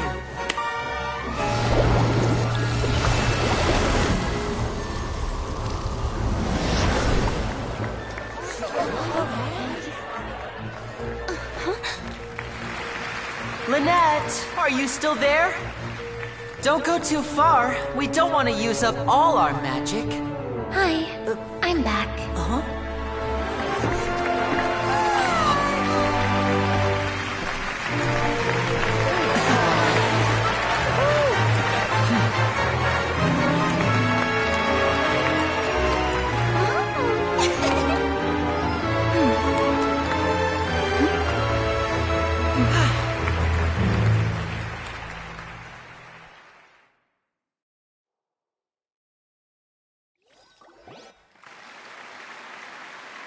Whoa! What in the world just happened? How did he do that? Paimon didn't see him do anything! Wasn't Lynette inside the water tank? How did she disappear and then reappear? If we could see easily through his tricks, then that would mean that his skills are still lacking. To appreciate magic, you should focus on the show happening on stage, rather than getting caught up in trying to see that which has been intentionally hidden. Guess you're right. Paimon couldn't believe her eyes when Lynette reappeared. Amazing! Thank you everyone. I'm glad you enjoyed that performance. But our magical journey has only just begun. I've prepared even more astonishing surprises for everyone here. The magic of transformation and disappearance can go far beyond what you've just seen. I'm sure many of you are thinking that escaping the water tank was impressive enough. But Lynette is still my assistant after all. In which case, I have ample time to make all necessary preparations. So, for my next trick, I will require the participation of one lucky audience member. Please, if my assistants could bring out the magical boxes now. There are 2 boxes and only 2 boxes. One is here, and one is there in the aisle among the audience. I'm sure many of our clever audience members have already guessed our next magic trick. A swap! Our lucky audience member and I will each enter a magic box. After 1 minute, we will each emerge from the opposite box. Now please, everyone pay very close attention to the box you see here. Don't give me any chance to make a move. Wow! How's he gonna do this? Hey, do you think this is all magic tricks, or does Lenny have actual— The lucky audience member will be generated by this random number selector. It selects numbers entirely at random. Even I don't know who will be chosen to participate. Now then, let's begin. Let me see. Oh, row 7, seat 3. Congratulations! You now have the chance to experience magic firsthand for an entire minute. Please, come forward. My assistant will take you beside the magic box. I'm sorry, it might be a little cramped inside, but no need to feel nervous. We've carefully arranged everything for you to be as comfortable as possible. You don't need to do anything, but no matter what strange things may happen, don't come out of the box. If the magic is interrupted, who knows where you might end up? You might even find yourself in the Fortress of Meropide. Oh, okay. All right. Before, like this. 60, 59, 58. Just keep counting down. You can go. I won't be able to see anything in the pitch black box. Oh, and no tricks now. If you quickly count from 60 in just 30 seconds, then I'll be in a tough spot. Ooh! Paimon kinda wants to count fast. No, that won't do. Come on, repeat after me. 60! 59! That's right, perfect. Keep it going. All right, I'll see you all on the other side once you've finished counting. 54, 53, why aren't you counting, Nervalet? I am counting in my head. I think merely a consequence of my identity and personality. Do not worry about me. Just enjoy the show. Oh, alright. You look so serious that Paimon... 40! 39! Mr. Linney, are you all right in there? Is everything ready? Yes, I'm fine. It would be a disaster if we get sent to the wrong places. Even though he's saying that, Lenny doesn't seem nervous at all. Ah, what was that noise? Did you hear it too? Not sure. Anyway, it doesn't seem like anyone's worried about it. 25! What's wrong, Mr. Linney? I seem to have accidentally knocked over a decoration. Never mind the decoration. No, that's unacceptable. 19! It seems things aren't quite It feels like you're all starting to count faster, but that's all right. I know it can be tiring to do such a long countdown. 10 seconds and change is still plenty of time. 10! Almost there now. Whew. Swapping two people is harder work than you might think. Even a master magician like me can't guarantee I'll get it right the first time. Hey, wait! Is this the back one? I can't tell. They both look the same inside. Huh? No, that's not it. I'll try again. 7! Hey, slow down! Honestly! 5! 4! 3! Whoops! That doesn't count! 0!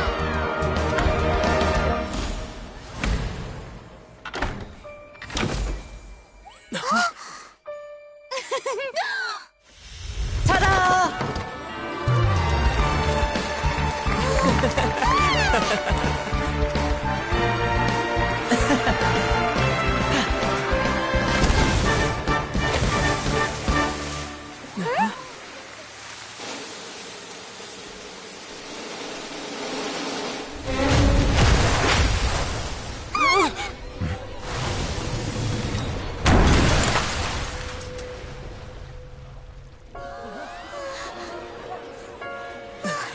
What happened?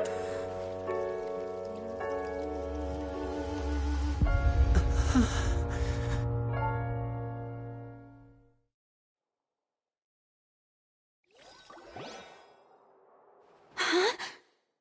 Is this part of the show? Mr. Linney, you're going to use magic to fix the stage now, right? What happened? Oh no. Maybe this isn't part of the show. The girl was still in that box, right? This performance is over. Medical staff with me. Guards, secure the scene and detain all the performers. Seal the exits. No one is allowed in or out at this time. Yes, that's right. If this was just an accident, then we must investigate the cause. No need to be alarmed, you two. We'll get to the bottom of this soon enough.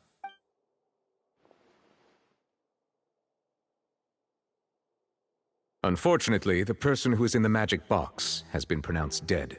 His name was Cowell, one of the assistants in Linney's magic troupe. Apparently, the fireworks on stage ignited the ropes that were suspending the water tank, which then caused the tank to fall onto the stage. As of now, we are still not sure why we found Cowell in the box, rather than the guest from the audience. And after an initial search of the area, the guards have confirmed that the girl is nowhere to be found. It appears that this incident was not merely some mishap with the performance, and there are many indications that it is connected with the case of the serial disappearances of young women. The serial disappearances case? That's the case that Charlotte mentioned before. I know the truth. I can see through the whole thing. Really, using such a shallow and obvious mystery as his finale. Did he really underestimate us that badly? I say that our powerful magician, Mr. Linney, is now the prime suspect for the serial disappearances case. Huh? Why me? This whole thing was an accident. Oh, this all occurred during your magic show, did it not? The missing girl disappeared after being chosen, did she not? The deceased is one of your assistants, is he not? Now that I think about it, that whole speech about magicians making things disappear was nothing more than a provocation, a bald-faced challenge. That can't be right! How can Linney do this? He was in the box on the stage the entire time! Besides, before the show, he told us they would like to catch the criminal behind the disappearances! He couldn't possibly mean catching him— Save discussion for a later time, please. Lady Farina, may I assume that your comments just now constitute an accusation against Mr. Linney and his associates, and that you are pressing charges? Huh? I just think that he... Well, I think it might be a little early to talk about formally pressing charges. But what Lady Farina said just now— A kidnapping and murder carried out under the cover of— I mean, of course, my dear people. That's right. I mean you, traveler. You'll support Linney, won't you? After all, he was the one who helped you the first time we met. Then there's no problem at all. You know, the Traveler and I already had a duel the first time we met. But with Linney's help, our little duel ended in a draw. So, no more draws. Between the two of us, there must be a clear winner and loser. And what better place to hold such a riveting showdown and decide the true victor than here, on the grandest of stages, the Opera Epiclese. It wasn't a draw. She obviously lost last time. I understand. Charges have now been pressed, and as such, a trial is in order. Well, Traveler, seems Lady Farina has set you in her sights. But putting her dramatic rhetoric aside for a moment, I would like to ask you, are you willing to act as Mr. Linney's attorney and defend him in this case? Very well. The trial will be held a day from now in the Opera House. Both sides may investigate the scene to build their cases and search for the truth. Linney and his troupe are all potential suspects and shall remain within the Opera House. The audience may begin to leave in an orderly fashion once— A day isn't that long. Let's see what kind of case this big-shot outlander can build in such a short amount of time. I'm really quite looking forward to hearing it.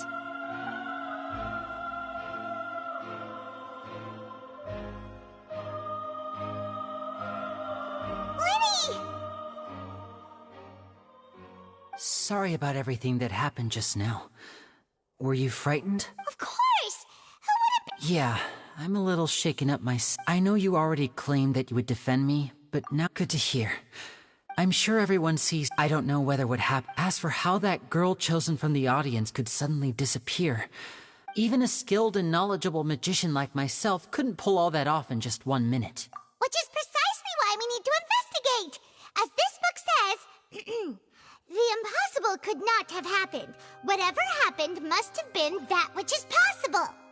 Paimon bought them when we were reading at the bookshop in the city earlier. Pretty cool, huh? Don't worry, Paimon used her own savings to buy them. It wasn't from our travel funds. I think they look cute on you, Paimon. You have good taste, Lynette. That's the right attitude. Feeling depressed isn't going to help me now. I need to get back to my normal self. But with the guards watching our every move, it's going to be especially difficult for Lynette and I to prove our own innocence. Good thing you agreed to be our attorneys. Yes, thank you so much. Yeah, just leave it to us. Oh, since we're going to start investigating, Paimon has a question first. Ah, well, I'm afraid that would involve some of our essential trade secrets as magicians. The secrets behind our magic are past saving. I suppose you're right. 'Tis truly a... But if revealing our secrets will help you uncover the truth, we should go somewhere else if we're going to discuss our... Alright, let's go have a look while the investigation teams are still here.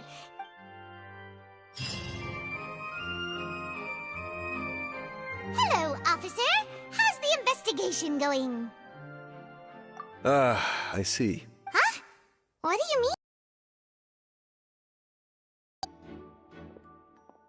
The deceased is one of Linny's assistants, named Cal. Even though he hadn't joined the troupe long, he was hardworking and everyone generally liked him. The assistants are usually in charge of setting up and inspecting the props, as well as assisting with the show and keeping the crowd engaged. As you probably saw when you were in the audience, the water tank suddenly fell and smashed the box with Cowl inside it. This is the real mystery. We've already searched the scene and were unable to find any traces of the girl. However, if you look carefully, the box was positioned directly under the water tank. The ropes holding the tank were then burned by the pyrotechnics on stage. All these factors lining up so perfectly makes it hard to see this as a mere accident. If anything, the more logical explanation is that the whole incident was intentionally planned, and Linny is the most likely person to have access to all these areas. But he doesn't have a motive.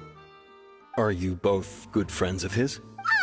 Well, you can't say we're good friends, but we've known each other for a little while. So in just a short time, he was not only able to win your trust, but even convince you to act as his attorneys. I know there's no such thing as magic. The real trick of a magician is holding the audience in the palm of their hand. I've seen a lot of cases, and I can tell you that people are the least reliable kind of evidence. Sorry, I tend to be pretty straightforward. Anyway, you may investigate the scene of the crime yourself.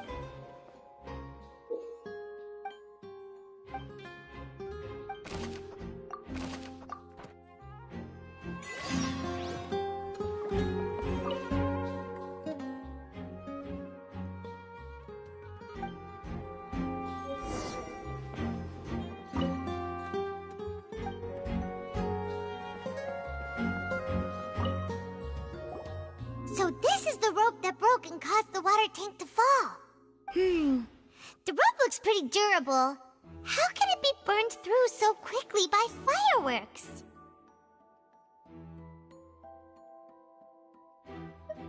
Why are you suddenly so serious, Traveler?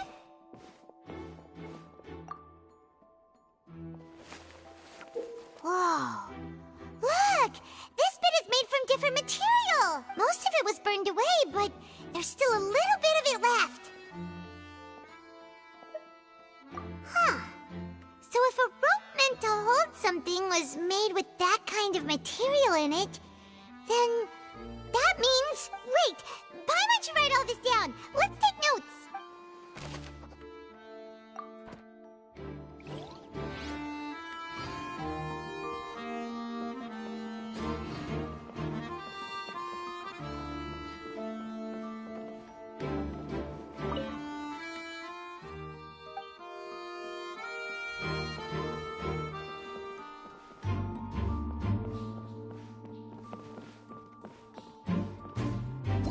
Clever than... Why?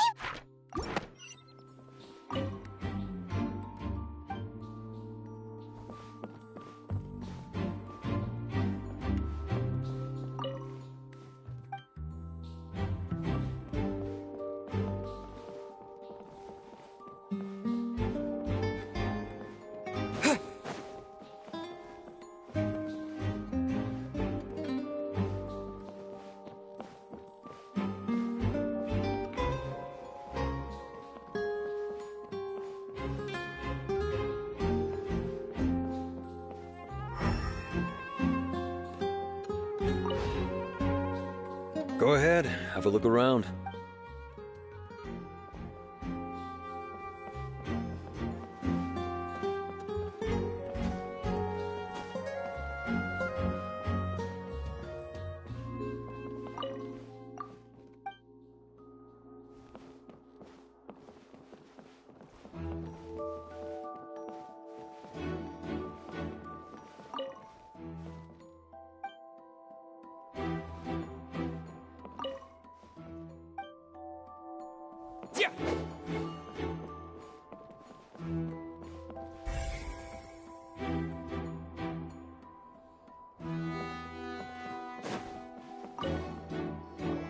Hello there. What are you investigating? Oh, the seats were all booked in advance, so we were able to deduce the missing woman's identity by checking the guest list. Sure, it's not like this is confidential. Her name is Halsey. She's a painter from Fontaine who's made a bit of a name for herself. Apparently, she wasn't a regular at the Opera House, but she'd been feeling some pressure with her work lately, which made her decide to come see the magic show. The magic troupe members all claim not to know her. We have looked into her social connections. It seems that she has no personal grievances or conflicts of interest with the suspects. Simply put, she wasn't related to the magic troupe at all, which matches the features of the previous serial disappearances. Were the victims of previous cases also chosen at random? That's how it seems to us, in any case.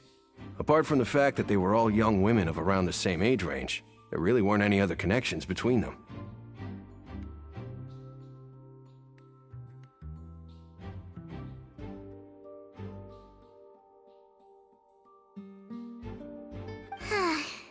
Okay then.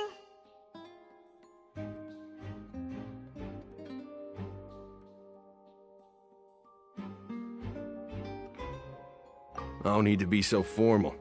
If you do happen to see the missing girl, please be sure to contact us.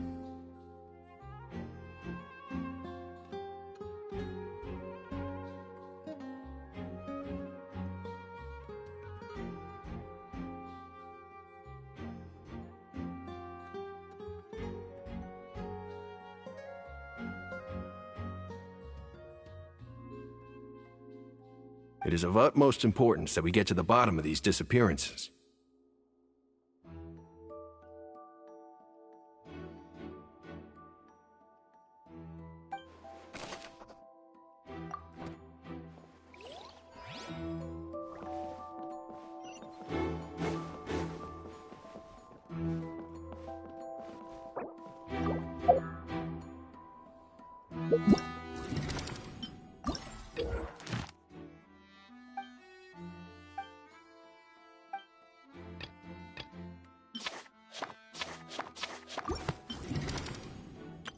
Let the magic begin!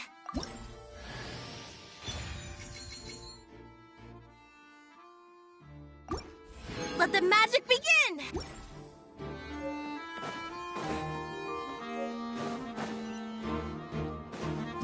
Whoever the why would it...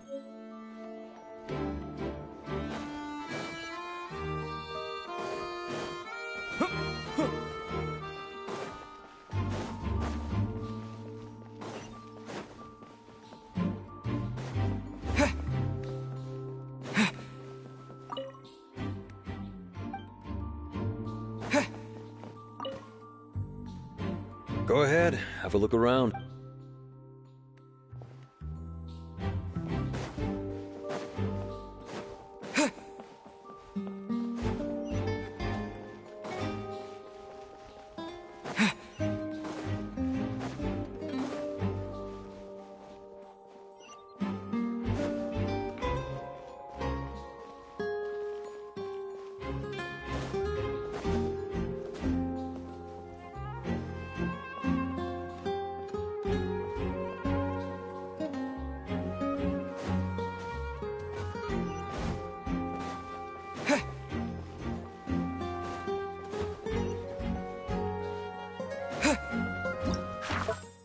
This broke...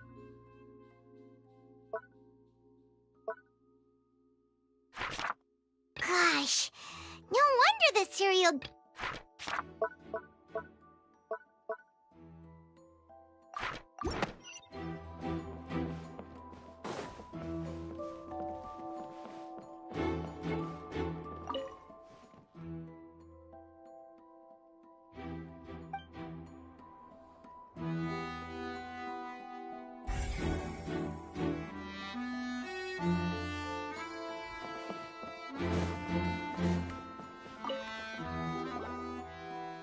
The investigation team has some new findings. Turns out there's an issue with the random number selector after all. See, I told you. What if the machine picked some big guy's seat? You think the murderer would have still made his move then? Sorry to interrupt, Lenny and Lynette with their side of the investigation. What were you saying about the number selector? There's something wrong with it? You're trying to help them? That'll be a tall order. Lenny used the machine to pick a random member of the audience during his performance, right? The lucky girl that later disappeared. Well, we thought there might be a serious problem with the machine, so we had it taken away for further inspection. It turns out that the seat number it picked wasn't random at all. The machine picks that same number every time. I'm sure you already know that you have to make a reservation in advance to get a seat, regardless of whether it's a trial or some performance. In other words, Lenny knew who would be sitting where from the very beginning. That much checks out. Lenny reserved our seats for us, too. Bet you see why I was saying it'd be tough to make a case for Lenny. Even though it's...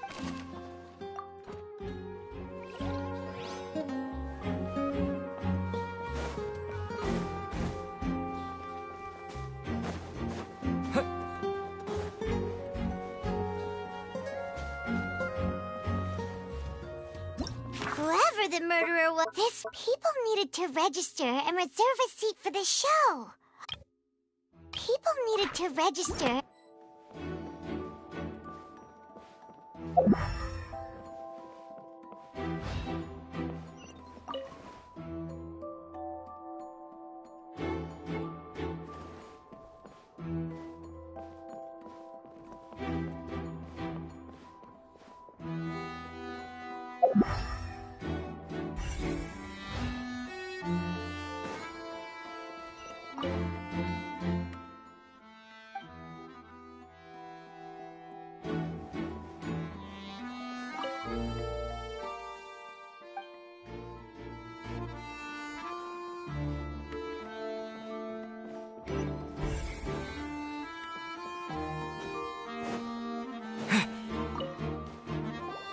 I see that you're investigating the area. If you find any new and interesting leads, be sure to share them with me, all right? We don't have too many thoughts yet.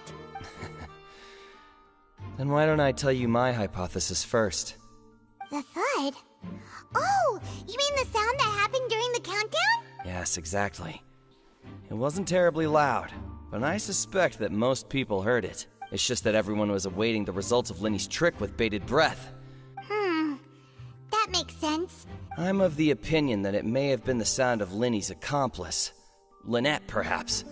Jumping atop the water tank, or something like that. And when the pyrotechnics went off, she cut the rope, sending the water tank crashing down. Wait, wasn't the noise we heard too loud for that? Perhaps the balance wasn't right, leading to a particularly rough landing. Oh, that's true. I suppose I must reconsider. That does remind Paimon, though. What was with that sound?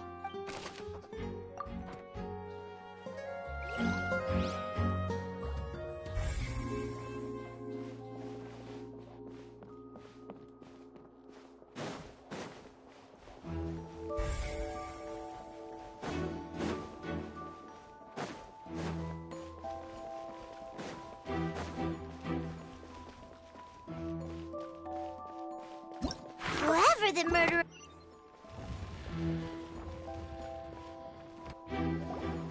Hey, you! Yes, both of you! Over here! Huh?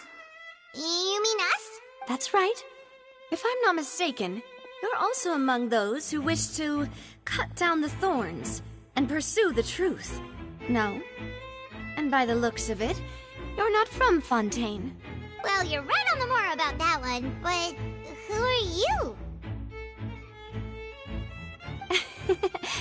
Have you never heard of the Spina di Rosula? From mediating disputes and providing protection to solving conundrums, you name it, Spina di Rosula does it. And I, Navia, have the honor of being its renowned president. Though those who play by our rules call me boss. I'm Silver, her attendant. Pleased to meet you. And I'm Melus. Demoiselle's various daily needs and affairs are under my purview. Huh? Boss? Demoiselle? What gives with the names? Well, I am the second generation president. Maloose and the others are still used to my previous title. My apologies, demoiselle. Should you prefer, boss, I will endeavor to use that instead. No, not that we're members of Spina di Rosula anyway. All merely trifling details. Never mind. Now, back to the situation at hand. That's right. I've always kept an eye on the serial disappearance cases. My interest stems from a matter back from my father's time. Judging from the look of things, I find Linny an unlikely mastermind. Really? We think so too! But how did you come to that conclusion? Intuition, naturally. My unparalleled intuition. Farina sure was quick to point the finger at Linny without any decisive evidence whatsoever, wasn't she? But that's not uncommon for her. If you remember, the Justice had to interrupt her and ask if she was pressing charges just to keep her from getting carried away.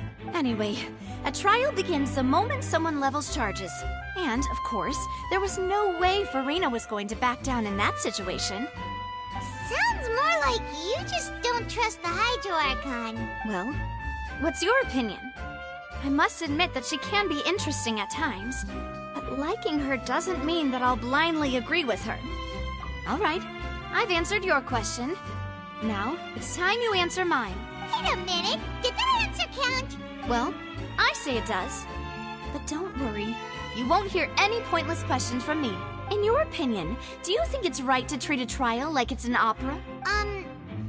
Well? And why would that be?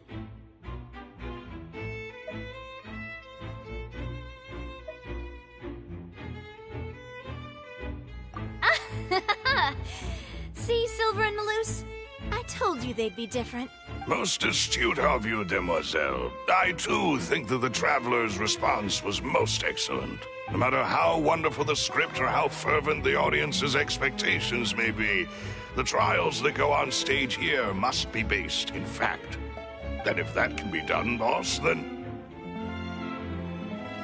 All right, that's quite enough, Maloose. Anyway, I like your answer. You pass with flying colors. Now, I need to make some preparations, following which our joint investigation shall commence. You two shall be my assistants. Wait! Since when did we become assistants? Oh, well, I can be the assistant. Sure. Or your companion, if you like. I'm really not that fussy. That's more like it. Far be it from me to brag, but I believe that Demoiselle's intuition will be instrumental in uncovering the truth. You wish to save a friend from false accusations, and we wish to unravel the disappearances. In this sense, our goals are aligned. You have a point. You're quite the talker, aren't you, mister? And what about you over there? What do you think? You seem like you've got something on your mind. I have nothing to add. Oh, alrighty then. We'll be making some preparations first.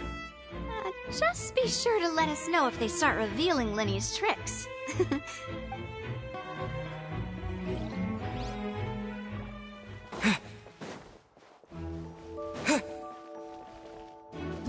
Whoever the murderer... Why would it be him? Gosh, we all heard that noise, didn't...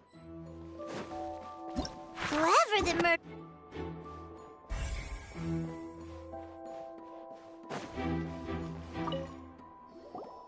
Sorry, but no one can freely enter or exit the Opera House at the moment. If you wish to leave, you must register your identity with us first. No, we're not leaving. We're representing Linny and Lynette as attorneys, so we're investigating the case. Were you always guarding this entrance? Yes. After the Chief Justice gave the order, everyone coming in or out must undergo a strict inspection. So, the missing girl couldn't have left from here. At least, not from that point on. I doubt there was much opportunity then, either. How can you be so sure, Well, because I was in charge of security near the entrance at that time. I couldn't see Linny's performance from here, which was quite a shame. Just my luck. But still, I did not abandon my post. And I stayed put no matter how loud the applause was. If someone had so much as even approached the door, I would have noticed it, let alone if they had tried to leave, We Melusines are good at that sort of thing, you know. So, it's safe to say the girl couldn't have left through here. Alright, thank you for your help. This'll be useful info.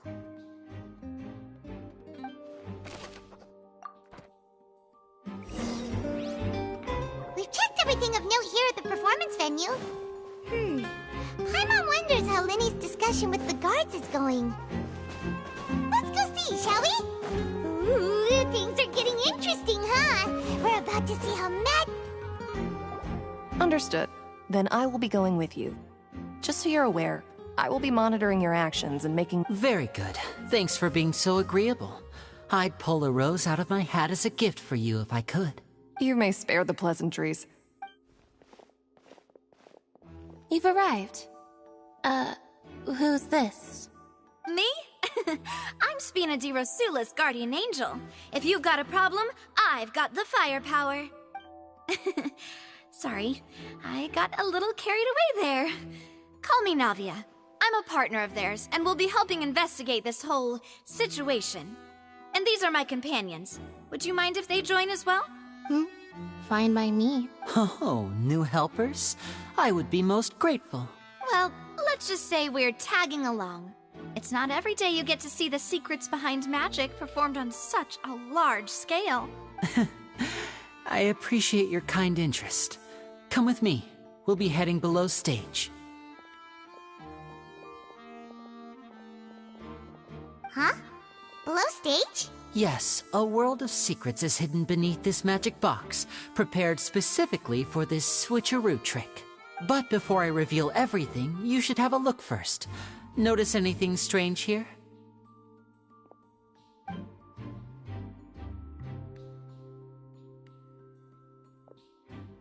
I'm not trying to be dramatic. Remembering the details of a trick will help you understand the methods used to perform it more easily. Huh. Weren't there balloons and other decorations here? Where did all that go?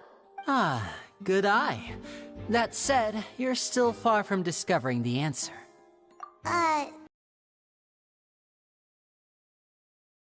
What's different about it, Punch?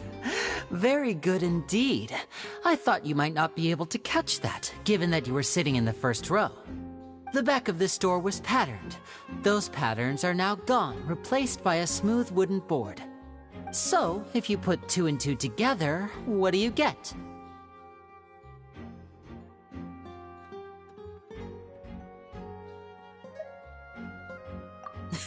Exactly. All right, let's go. I'll tell you how it works as we head down.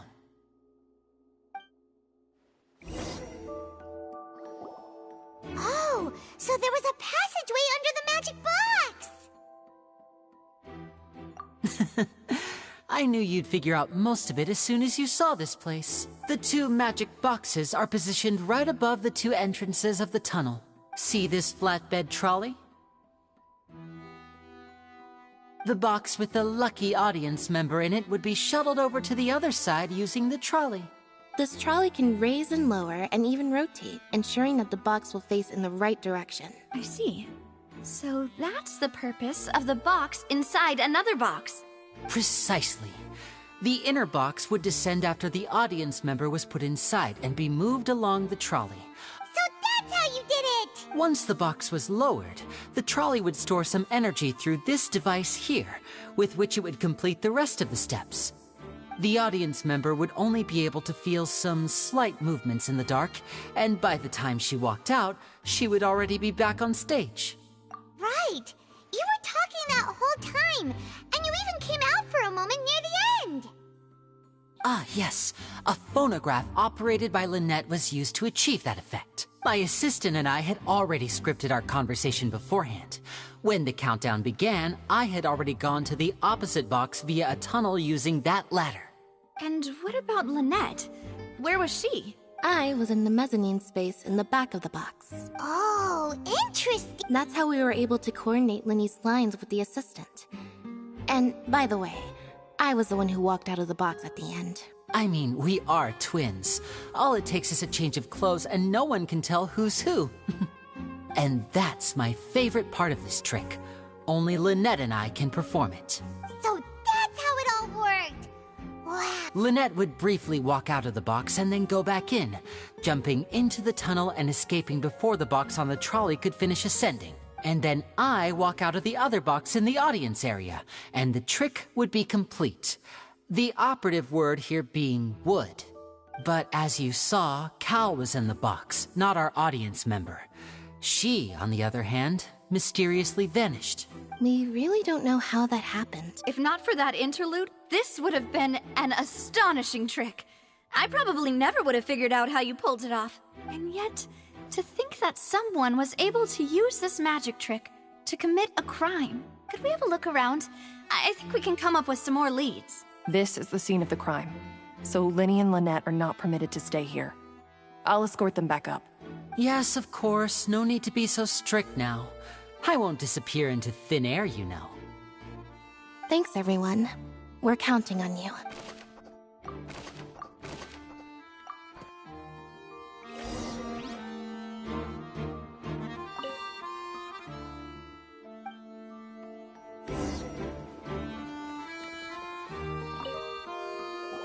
The floor is wet. Please be careful not to slip.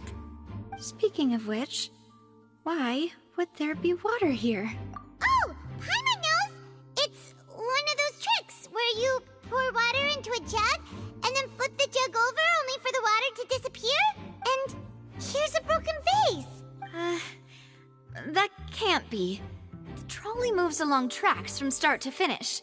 It couldn't have hit the vase at this distance.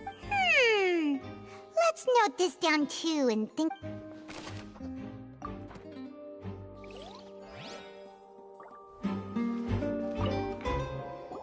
Oh, these are the clothes that the lady chosen from the audience was wearing, right? Her clothes are here, but she's nowhere to be found. Right. And do you really need to do that if you're kidnapping them? Ugh, this is so confusing. Paimon doesn't want to be a detective anymore.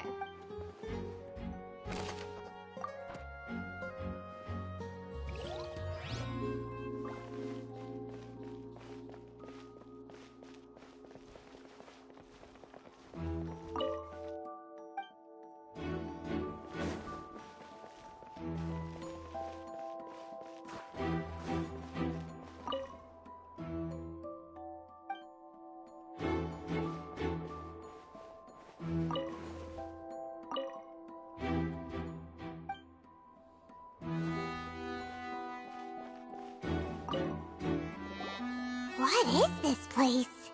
It seems someone could fit through here. Huh. Could this have been the suspect's escape route? Alone, perhaps. But if they had to pull another person with them, this space would be too narrow. But there are no other ways in or out of here. Oh, you're right! Let Paimon write that down.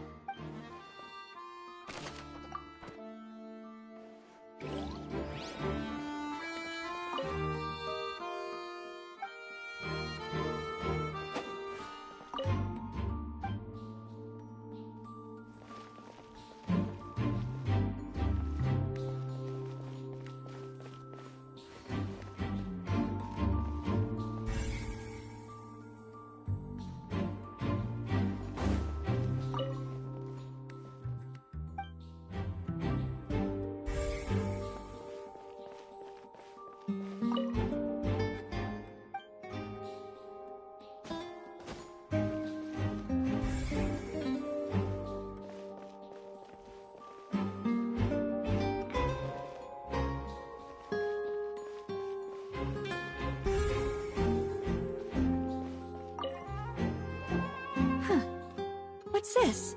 Looks like a hook tied to the end of a rope. Huh? Perhaps it was a prop for a different trick. Whatever it is, let's make a note of it first.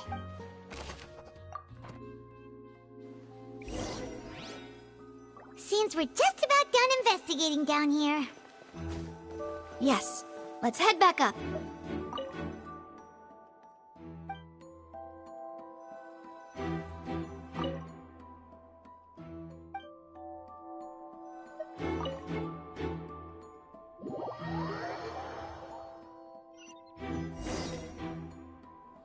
we've ascertained the state of the... Let's find a place to sort out our findings once Malus returns. Apologies for the wait, demoiselle. So, what did the guards say? Did the criminal escape through the vent? They believe the odds of that are very low. The guards have checked the area carefully. No one left through the basement during the performance or after. So the tunnels become like a secret chamber then. The plot thickens. Halsey's disappearance and Cowell's death are both quite inexplicable. No wonder Farina was so confident in her accusation. All the current evidence points toward Linny and Lynette. In other words, the charges are very likely to be upheld unless we make some considerable progress. Charges and then trial. So if the charges are upheld, they'll announce a sentence? That's right. This is how a trial goes in the Opera House. That's right. This is how indemnitium is produced. The statements from both sides that affect... To put it simply, it's as if the oratrice has its own will. This also precludes any kind of favoritism on the part of the Chief Justice. And not that this has ever happened anyway. Once both sides have finished speaking, the Chief Justice will make his final decision. This, too, will be used by the oratrice as a reference. Then, finally, the oratrice will be consulted by officials. The result it returns is the will of justice itself. Huh? So that machine is the one that actually decides? Paimon thought Neverlet called the shots. In practice, there is very little difference. Both have always come to the same judgment. Which is why people have great faith in the Chief Justice. Ah, yes, the guards also asked me to convey that none of us will be allowed to leave this place before the trial. Huh? Why? Because we've chosen to act as the twins' proxies. That makes us persons related to the case. They're concerned that we might be colluding with outside parties. Or that we might find outside help to disrupt the case. And even if that were not so, it could prove problematic if we happen to spread key information about the case ahead of time. I'm ready to break out at any time. Whoa, whoa! There's no need for that! Paimon thinks they have a point. That said, are they providing food? Of course. I just hope you don't mind the lack of options. I'm afraid that catering to all tastes is not in the cards, nor is any guarantee of balanced nutrition. In that case, let's just sort out our findings together here. Pity. I was hoping to take you to try some of Fontaine's famous desserts, too. I mean, what better way to properly think through our findings than over some tea and sweets? Huh. Breaking out suddenly doesn't seem like such a bad idea after all. Just kidding, just kidding. Paimon will still do her best, even if there are no snacks. What do you mean, no snacks? Of course we'll have snacks. If we cannot buy some, then we'll simply make some. Huh? Understood, demoiselle. Everyone, please come with me.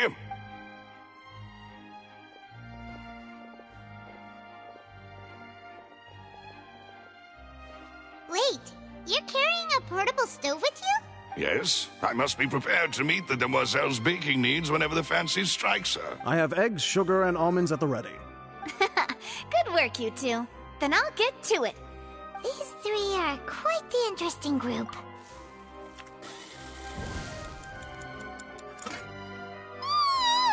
And Paimon thought it smelled good while it was still in the oven!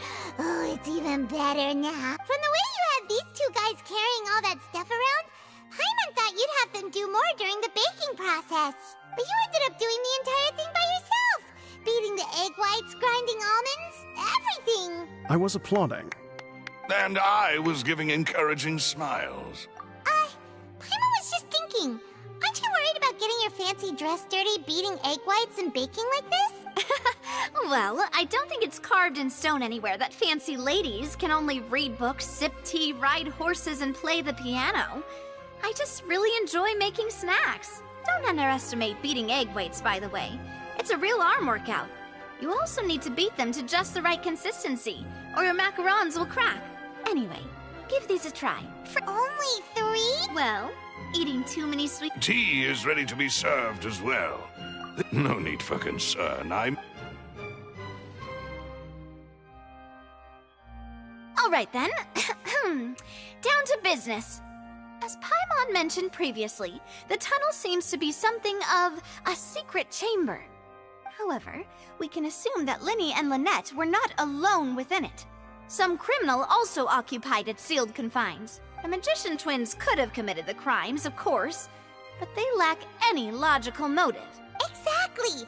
Why would they do such a thing right when everyone was watching? The flower vase and the thud we heard during the performance could indicate some altercation between Halsey and the criminal in the tunnel, resulting in the shattering of the vase, the discarding of her clothes, and her abduction. Perhaps the criminal thought that since she was chosen from the crowd, she would be too easy to identify if she was still wearing the same clothes. Paimon thinks that makes sense, but the real trouble... True. None of the clues we found thus far support the existence of this third person, but the only people left to consider are both technically victims, whether it's the missing girl, Halsey, or poor Cowl. Huh. Could Halsey have secretly made modifications to the magic props in order to murder Cowl before making her escape? That's right. And even if she had tampered with the setup, she would need to understand the entire trick to pull it off. Nor does she have any motive. The guards said that she has never had any dealings with the Magic Troop's members. Were we not thorough enough in our search? From the sound of things, this is turning into an impossible case. Your macarons are amazing though, Navia. They smell great! They're nice and crisp and super sweet! They are my specialty after all. And I see you've already had 5 of them. What? 5? Oh, that can't be right. Paimon only counted 3! Please don't worry about it. At my age, a few less sweets might actually be a good thing. No! Besides, Paimon knows that if she ate too many, then others wouldn't have enough. Wait, even you don't believe Paimon? How could you? If Paimon ate those 2 extra macarons, then may they turn into stone in her stomach! All right, we get it. Maloose, set up the stove again, if you would. Huh? Making sure everyone gets 3 macarons, of course. Exactly. As you wish. And I have the egg, sugar, and almonds. Well, this route...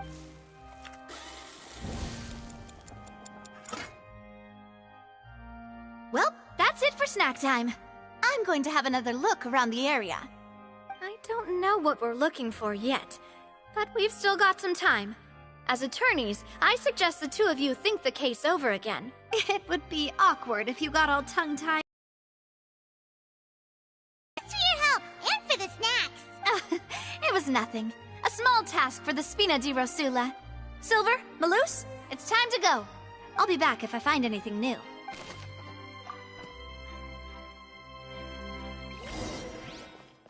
Alright, it's time to put our heads together.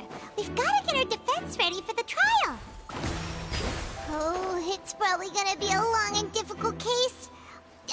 There's no point in worrying about that now. We just need to prepare. Here, take Paimon's notes. They should help you review the situation.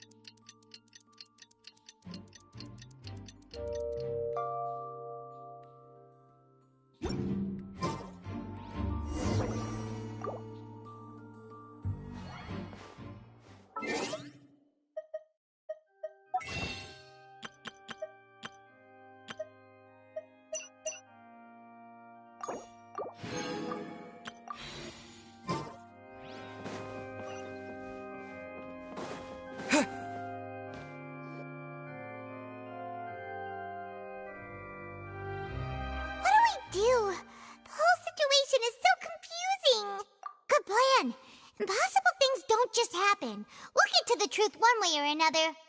Just relax. Even if everyone else suspects Lenny and Lynette, at least we will be supporting them from the stands. Besides, I doubt Farina understands any more about what happened than we do. Thanks, Navia. Well, we'll be going then. Best of luck to you.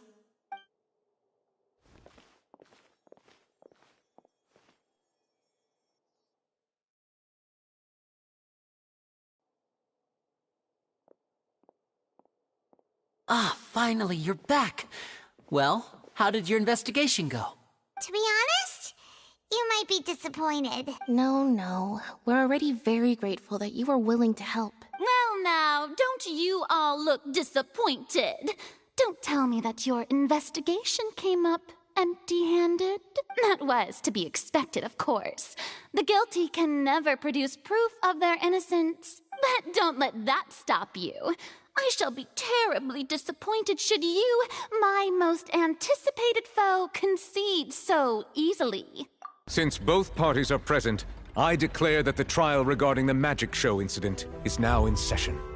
Firstly, in order for the audience to understand the causes and results of the incident, could we please have Mr. Linney explain the trick? Yes, of course. I will explain while Lynette demonstrates on stage. All the necessary items have been prepared. Thank you, Mr. Linney. In that case, I take your statement to be that you ran to and remained hidden within the magic box in the audience stands once the trick began, and thus could not have committed the crime. Is this correct? Yes, that's correct, Your Honor. In that case, I call upon the prosecution.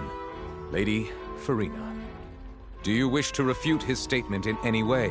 Why, of course I do. Allow me to take the first shot and break this case wide open. Mr. Linney is clearly lying. There is no way you could have been in the box the whole time if you were to abduct Halsey and murder Cowell. In fact, I'd say you were hardly in that tunnel at all. That is simply your hypothesis based on the presumption that I'm guilty. Oh, is that so? And if I may ask, what did you hear while you were inside your box? The roaring countdown of the crowd, of course. That's how I kept track of the time and built anticipation for the finale. And you didn't hear anything else at all? Nothing that might leave an impression of any kind? No, nothing. I see. But when the count reached 30 seconds or so, there was a thud. One so loud that I believe practically everyone heard it. Huh? Hey, hang on. Something's not right here. Yeah, I'm sure he could have heard a noise that loud. I was right by the box, and I definitely heard the thud. Look at those scales. Well then, ladies and gentlemen, allow me to use the words of the magician himself. Of course, I have armed myself to do far more than smash your alibi. Confidence cannot go unfounded, and my foundations are rock solid. Tell me, aren't you and Lynette actually from the House of the Hearth? The House of the Hearth? No wonder they did something like this. So the serial disappearances were the Fatsui's doing. Now it all makes sense. I've got a feeling that what happened on stage probably wasn't just an accident. That's irrelevant. Our identities have nothing to do with what happened. Indeed. Then perhaps you could tell us everything that happened during that 1 minute. Your first priority is to prove yourself innocent after all. I'm sure there is little that needs to be kept secret now. Unless your script already has holes in it. The Outlander is speechless. My, oh my, don't they look flabbergasted? Now comes the infighting and discord. Good thing I made all those preparations. Seems the all-nighter I pulled last night is really paying off. Hey, Linny, why didn't you tell us this before? Order! Order! Mr. Linney, allow me to re-establish the facts. Lady Farina has raised 2 points. First, when the thud was heard in the Opera House, you were neither in the box nor the tunnel. Second, you and Ms. Lynette are both members of the House of the Hearth. Are these claims true?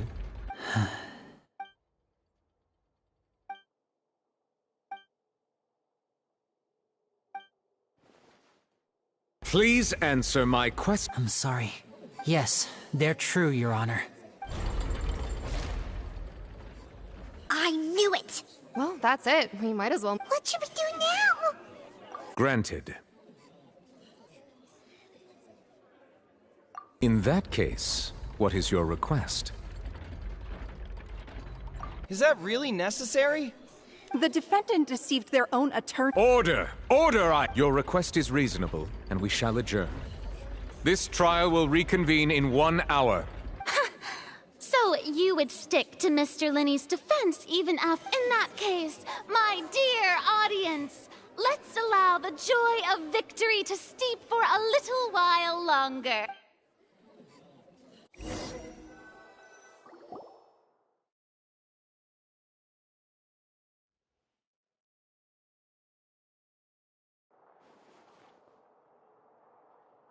Well, this is awkward. I didn't think the Hydro Archon would dig all that up. I'm sorry, Traveler and Paimon. Yeah, sorry. Paimon doesn't know where to start. We trusted you two. We based our entire reasoning on the assumption that you weren't bad guys. Not to set the wrong tone or anything, but Paimon's really mad! I'm very sorry. I know you're angry, and reasonably so, but please, let me explain. I know you've clashed with the Fatui several times before. I wouldn't be surprised if just hearing the word is enough to make you upset. But our organization is very, very large, and the Harbingers have very different personalities and goals. Right now, we want to save people. As many as we can. That's right. I'm sure we're on the same page when it comes to this nation and the disaster that its people might face. I knew if it weren't for our respective identities, we could become good friends. That's why I didn't wish to flat out lie to you, but chose to hide some details instead. The truth is very important, but being completely transparent about everything would see us spending more effort than we need to. Right. So, you be the judge. Heck, if I were you, I fear that I'd even struggle to trust me at this point. You met a Fatus who works as a magician, a trickster by trade. All by coincidence, too, but still, I'm asking you to trust me. I am no criminal. At least, not in this case. Sorry. Please forgive us. Well, you both say that, but...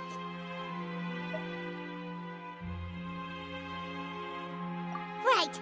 Let's hear your answer first. Of course. I'll answer any question you ask. We've been trying to find out how the Oratrice operates. We want to know why it has a consciousness. Why can it deliver sentences accurately? During our investigations, we learned that the machine's core is beneath it. From that moment on, Lynette and I have been designing this box swap trick, with the objective of getting close to the core. Is that why you needed a whole minute? That's right. In truth, the audience would take about 75 seconds to count down from 60, while I would only need 15 to get to the opposite box. So, after jumping into the tunnel, I accessed the Opera House basement via the vent, and went to investigate the room in which the core is stored. That air vent was created during the construction of the tunnel specifically to execute this step. Well, nothing.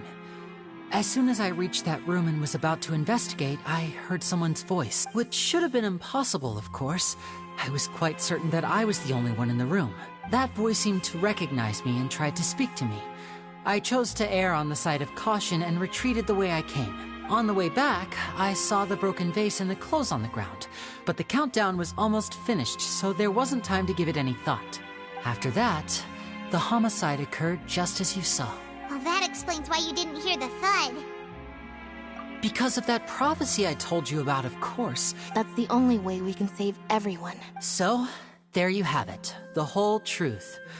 I swear, I didn't hide anything from you this time. It was never my wish to proceed under this cloud of mistrust either. But like I said earlier, you can be the judge. If you want to leave because you don't trust the Fatui, there's nothing I can do to stop you. Well, Traveler, you decide. Paimon will follow your lead however you choose.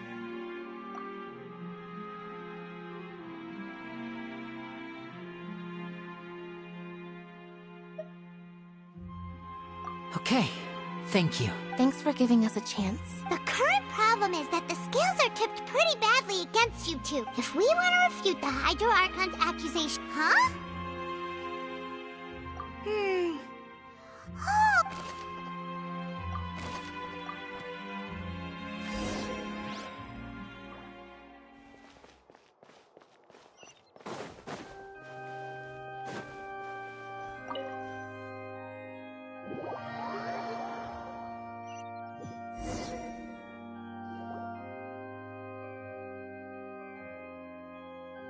Both parties have returned to their positions.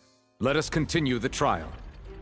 When last we left off, Mr. Linney acknowledged the new evidence presented by Lady Farina as fact. Therefore, Lady Farina may continue That took long enough. At this stage, let's revisit that scene from Linney's perspective.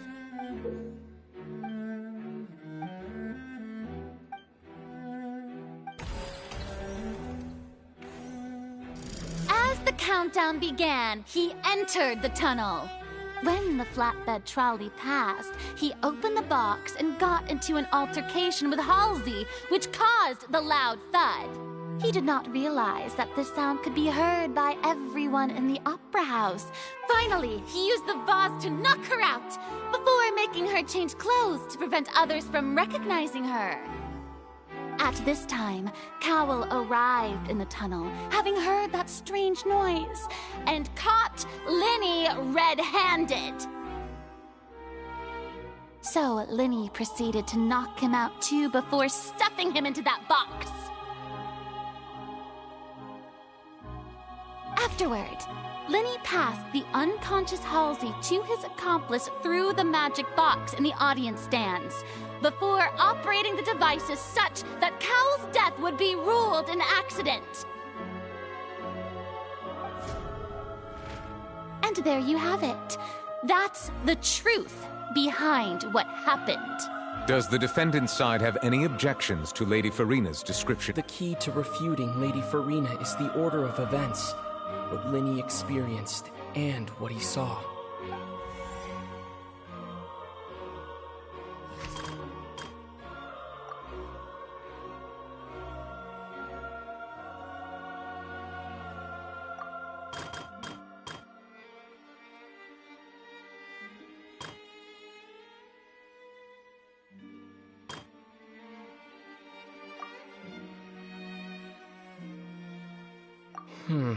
Seems this won't produce a... According to Linney, he left via the vent after entering the tunnel. He couldn't have had that altercation with Halsey.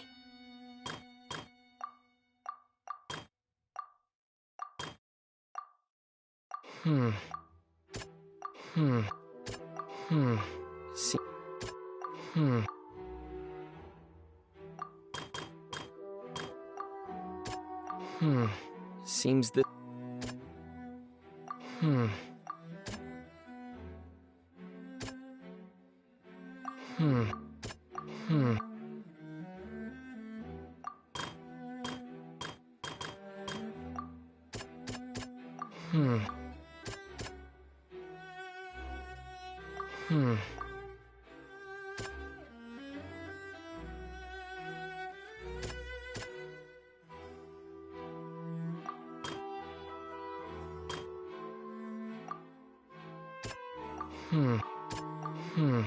Seems this won't...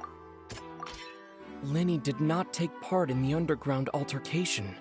He only witnessed traces of the aftermath.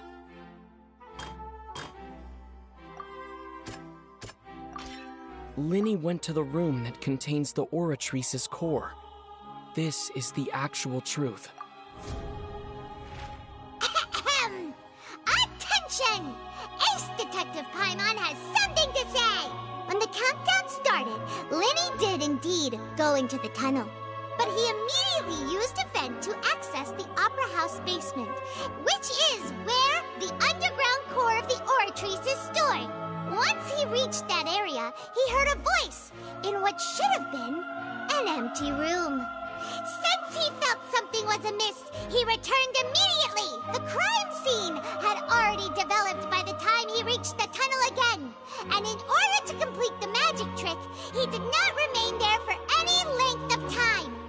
Finally, he reached the surface, and that was when the accident happened from his point of view.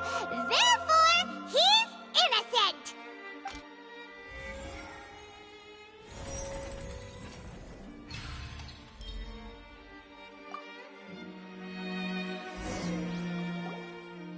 Whew!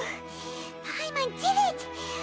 Paimon actually managed to say all that! Wasn't it awesome? In other words, you believe that he knew nothing of the incident? That's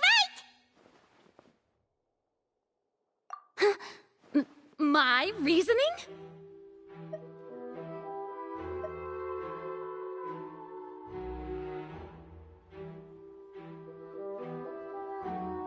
If that's the case, then if Cowell hadn't entered the tunnel, who was the entire setup meant to kill? Assuming that what you say is true, Linny only needed to kidnap the young girl to cause a new disappearance case. What would the point of killing someone on stage be? Oh, they have a point. That's right, you tell them! And that's why they're partners of mine. They've managed to turn things around. Oh, well, your denial is very strident. I'll give you that. But, of course I do. You're saying that he wasn't.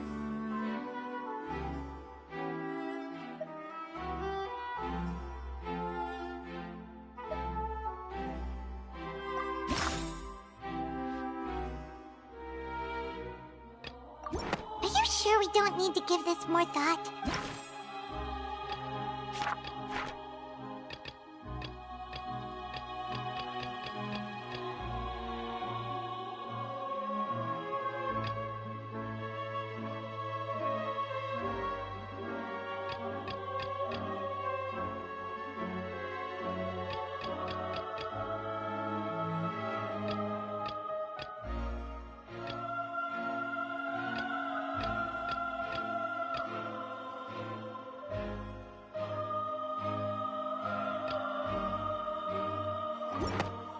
Are you sure we don't need to give this more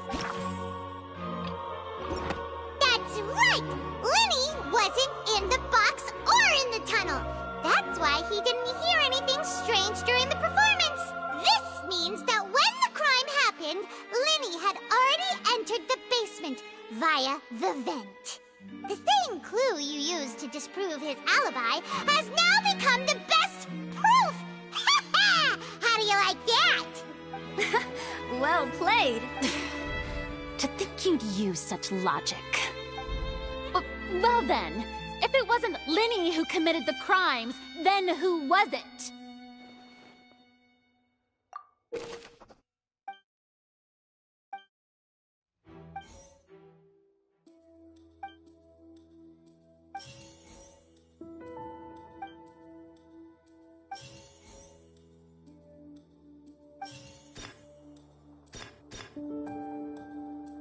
Could there have been a third person involved?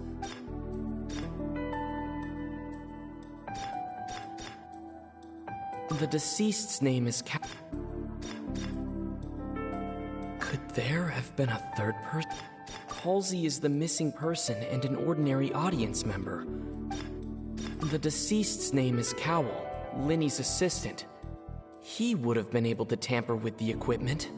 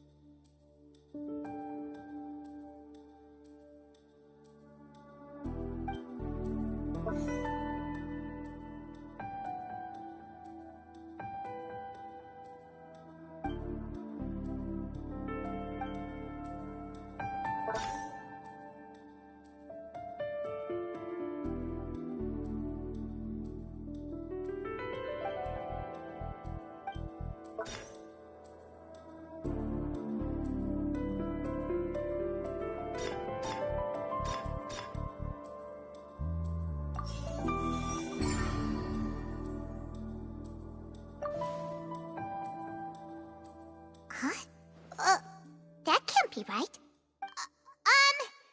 The killer was, in fact... Oh! What I must do next is recreate the truth. What Cowell did, and how he went from would-be perpetrator to victim.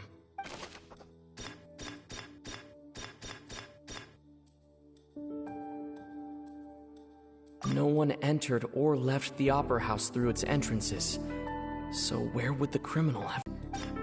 Halsey's clothing was in the tunnel, so there must have been some fear that she would attract attention. The sound we heard may have come from a clash between the missing Halsey and the criminal. Linny was not in the tunnel at that moment.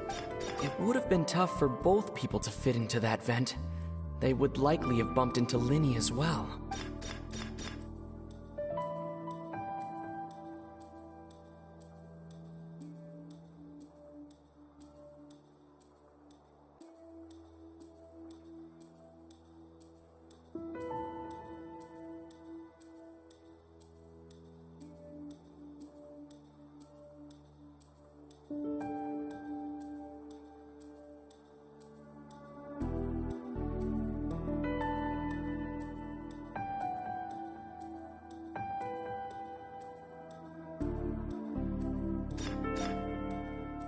Linny was not in the tunnel at that...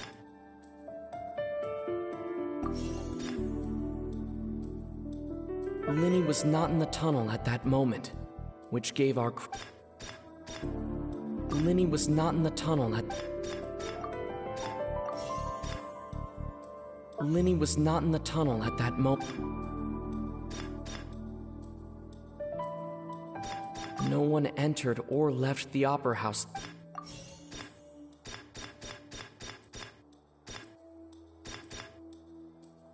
No one entered or left the Opera House through its entrance. Linny was not in the tunnel.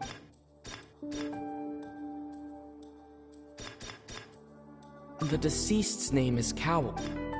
No one entered or left. No one entered or left the Opera House through its entrance.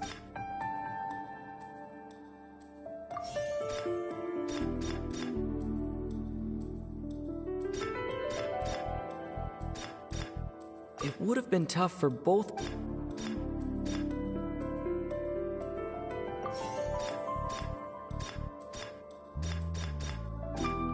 It would have been tough for both people.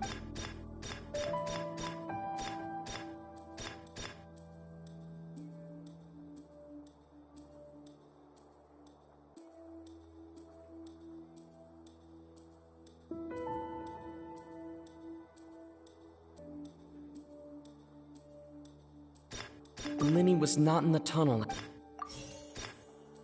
For both, the sound we heard may have come.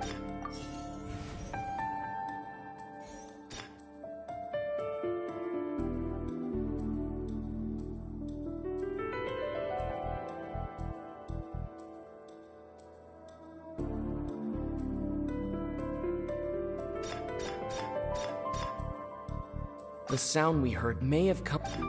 No one entered or... It would have been tough for both people.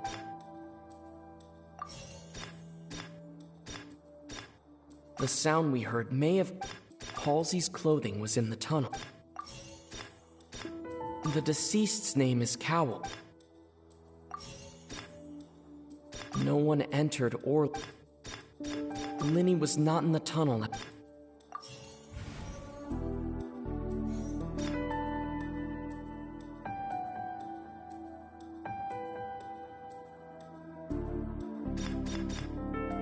Linny was not in the tunnel.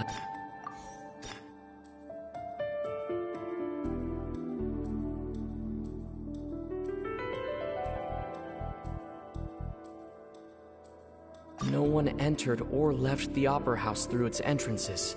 The sound we heard may have come from a clash between the missing Halsey and the criminal.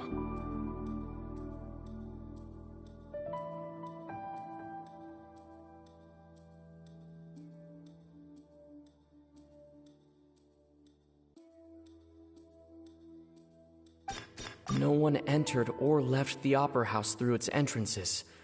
So where would the criminal have wanted to take Halsey? It would have been tough for both people to fit into that vent. Halsey's clothing was in the tunnel.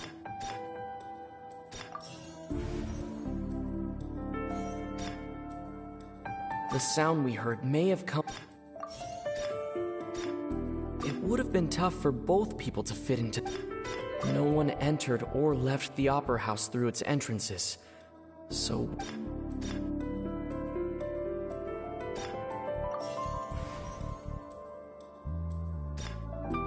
It would have been tough for both...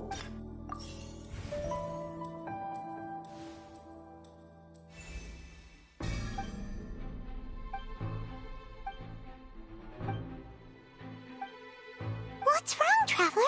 Are you still... Look, since we're at a dead end, just like the trick as it transpired, the end result must have been utterly different from the magician's initial design. If only we knew how Halsey disappeared. Well, that would be nice, but the tunnel only has 3 exits. And it's not like this is a magic trick where you can just make a real life... Excuse...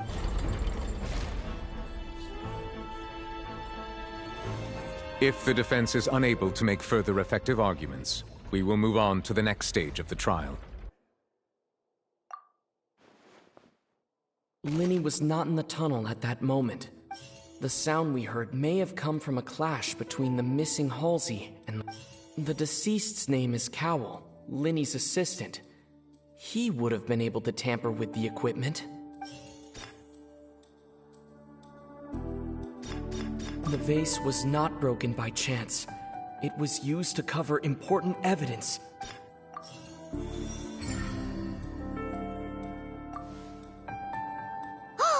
Paimon gets it! Lynette escaped from the water tank, vanishing gradually and leaving only clothes behind. If there's a similar method where a person could be transformed into water... Just how could a person ever be transformed into water? This... Must we real... Magic tricks are ultimately... Even so, I trust the Traveler's judgment. The truth must be out there somewhere. Perhaps some new line of reasoning may open if we try to gather all the focal points that don't make sense. Since Cal was the deceased, we haven't placed much attention on him. But given that we aren't making much progress with the case, it wouldn't hurt to have a look at his belongings, would it? People really do come up with all sorts of harebrained schemes when at the end of their rope. Nevertheless, I believe that this is a reasonable request on the part of an attorney.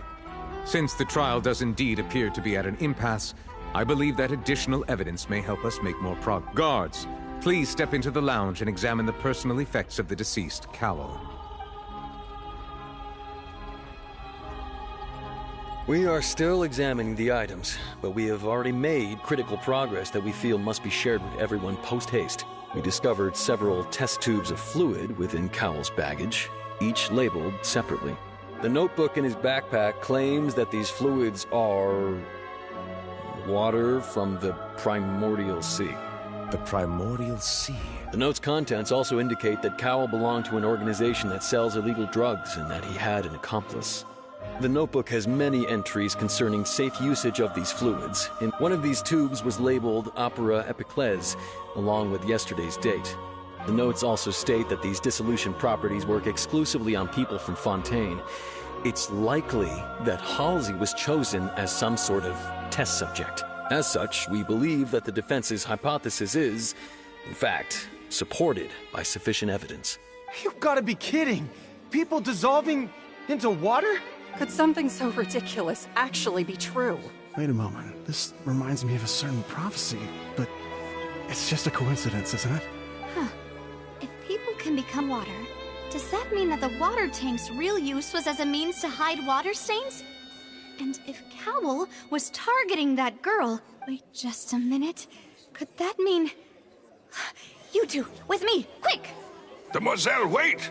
What about your partners? Let's go. Just trust me. Order! Order! It is undeniable that further examination of the deceased's personal effects has yielded some surprising results. Still, let us assume that these clues are indeed authentic, albeit with the understanding that Ms. Halsey has yet to be found. Guards, please continue examining the items along these lines. Mr. Linney, it appears your hypothesis is supported by the evidence, so please continue speaking. Of course. Thank you, Your Honor. If we uphold this hypothesis, I believe that many of this case's seemingly unrelated clues can be connected together. Right! Like the metal hook! That one didn't make sense at all. Let's think about this. Cowell's methods must have something to do with that water from the primordial sea.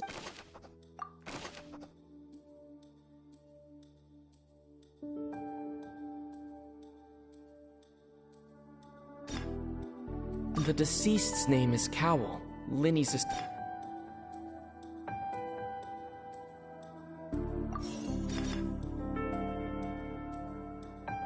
Now it seems like the hook rope was not meant for another magic trick, but was instead some form of triggering mechanism.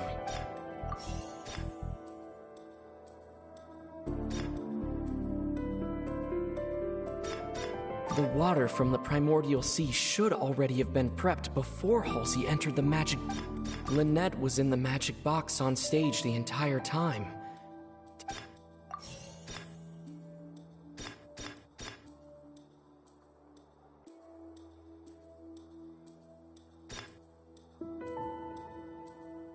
The deceased's name is Cowell, Linny's assistant. Lynette was in the magic box on...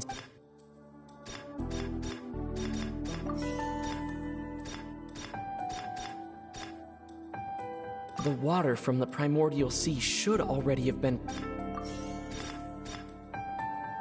I remember there was...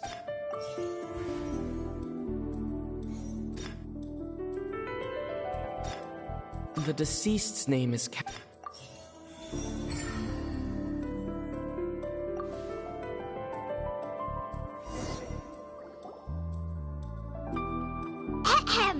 It's Ace Detective Paimon's time to shine again! In the original plan, Cowell would tamper with the water tank rope and the number selector securing his target. When the magic box containing Halsey was lowered, the metal hook would retract gradually and pierce the balloon at the top of the box. When the balloon attached to the box popped, the water from the primordial seed inside it would pour down and dissolve Halsey. Afterward, Cowell would enter the tunnel and break the flower vase to conceal the water inside the tunnel, with the remaining evidence being covered up by the water tank on stage. But he encountered something unexpected in the tunnel and wound up being fatally hit by the same water tank he meant to use to cover his tracks. Huh. That does make sense. That actually links together a lot of the more confusing pieces of evidence. Oh dear, what do I do? Even I think they sound convincing now. Have I falsely accused an innocent person? What a humiliation. Now, it seems like the only point of contention remaining is the exact circumstances that led to Cal's death. His notes mentioned he had an accomplice who could be related to the situation. On that note, the guards have just contacted me indicating that they uncovered new evidence. I shall now invite him on stage to share it with us. Thank you, Your Honor. We were just inspecting the luggage of the other people involved in this case. And we found an identical sample of the water from the primordial sea among Linny's personal effects. What? That can't be. Oh, does this not clear, my dear citizens? Linny did not need to take part in the dissolution of the young woman at all. Indeed, he did leave the scene via the vent. Having made modifications to the props beforehand, his accomplice Cowell then caused Halsey to vanish using the water from the primordial sea.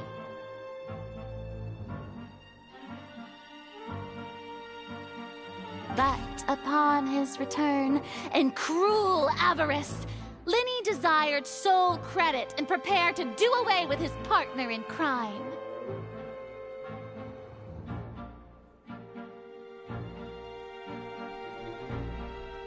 Ultimately, he knocked Cowell out, and the tool meant to cover the crime up also became a murder weapon.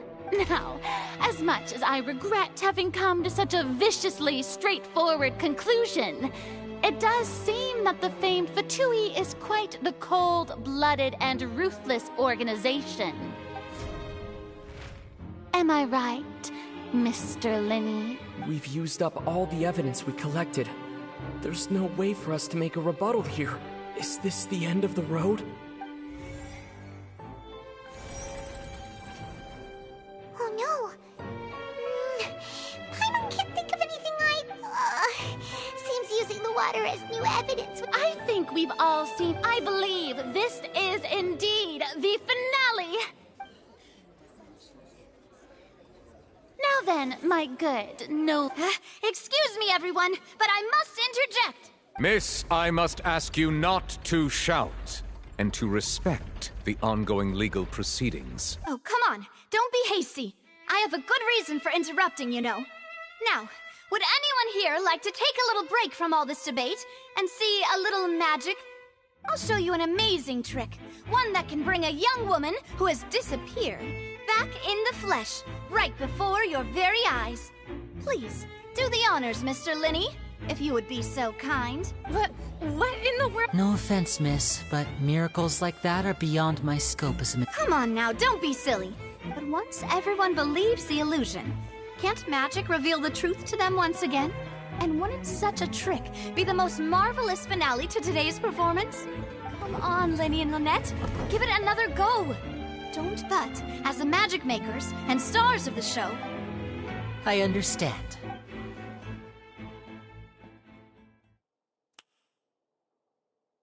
And voila!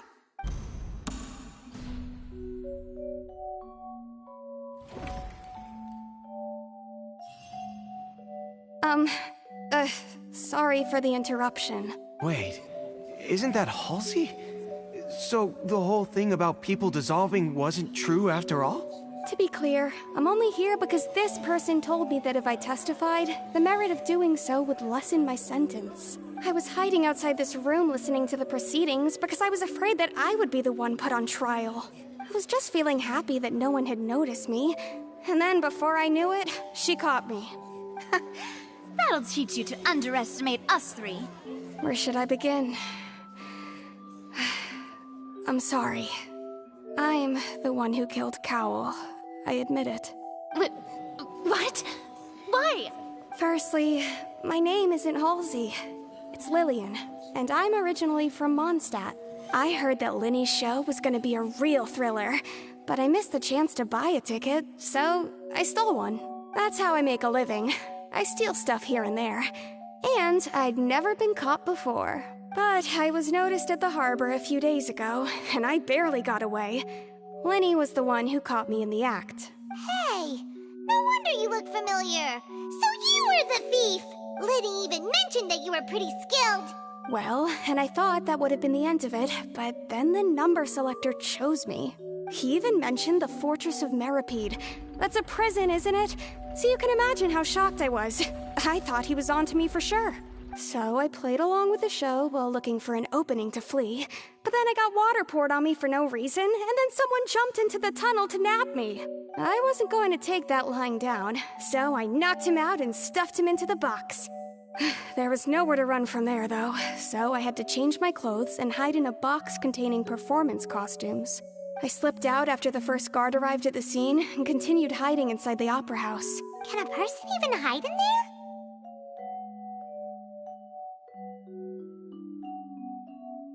But I swear I didn't know that the water tank would fall down.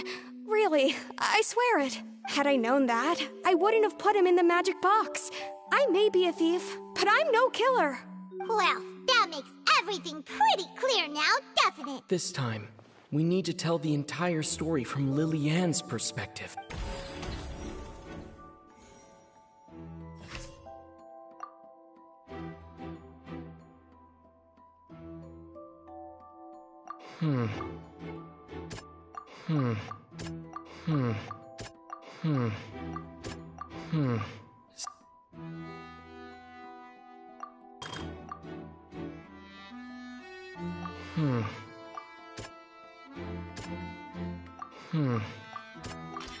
The flower vase was not broken to cover anything up.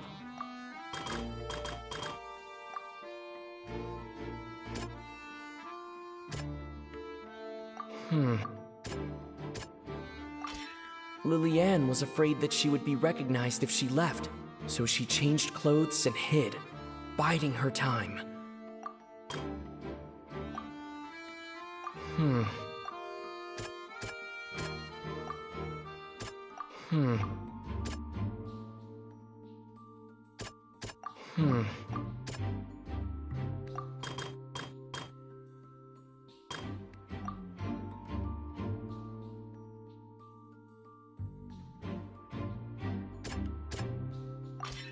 The strange sound wasn't from a fight. It was Lillian's attempt to break out when she was frightened. And it's Ace Detective Paimon time! Having been selected out of the blue, Lillian panicked. Her panic only intensified after she entered the tunnel and had water poured on her head. So she kicked the door open, producing the thud we all heard. Hearing the commotion, Cowell leapt into the tunnel, only to discover that Lillian had not dissolved. He did not know that Lillian was not from Fontaine, but was a thief who made her way in by stealing a ticket. Mistakenly believing that the water from the primordial sea needed time to take effect, he tried to force Lillian back into the box. The two broke the flower vase during the struggle, but Lillian came out on top, knocking Cowell out and putting him in the box. With no way of escaping, she changed her clothes and hid in the costume trunk until the performance ended.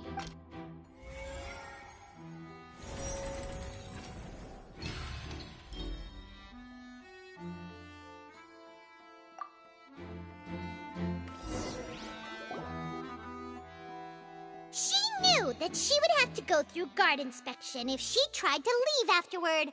So, she has been trapped in the Opera House these last 2 days. She had already become desperately hungry by the time, so she swiped 2 of them right under our noses. Talk about a sneaky thief. Have now come to light. Ah, so that's the whole story. Bravo! Bravo! Now then, Lady Farina, do you wish to speak against the defense's statements? Please answer the question, Lady Farina. Also, if I may add, the trial has not yet ended. As such, I request that the prosecution not leave the room before the proceedings have concluded. What? Are you reading my mind now? No, I have no further arguments. I admit defeat. But really, could you at least have left me with some dignity? Wow, look at that! If there are no objections, then as the Chief Justice of Fontaine, I shall once again repeat the full sequence of events. The actual perpetrator of the serial disappearances, Cowell, selected his next victim from the audience reservation list. With some modifications to the selector, he could ensure that the pre-selected young woman would be chosen. To cover up any evidence while committing the deed, Cowell thought of allowing the water tank to fall, which would conceal the water left behind after the young woman was dissolved. He also tampered with the rope suspending the water tank, using the fireworks at the end of the performance to cause the tank to drop and hide the watermarks. He poured the water from the primordial sea into a balloon during the preparation of the magic box and stuck it to the box's lid. Finally, he passed the prepared hook on a rope through the gap in the magic box's door when bringing the young woman to said box. When the magic trick officially began, the box containing the woman was lowered into the tunnel, tightening the hook rope and bursting the balloon containing the water. If all had gone to plan, the young woman would be dissolved at this time. However, Lillian was not from Fontaine, and thus fled the box with a loud noise. Realizing that there was trouble, Cowell entered the tunnel and met Liliane.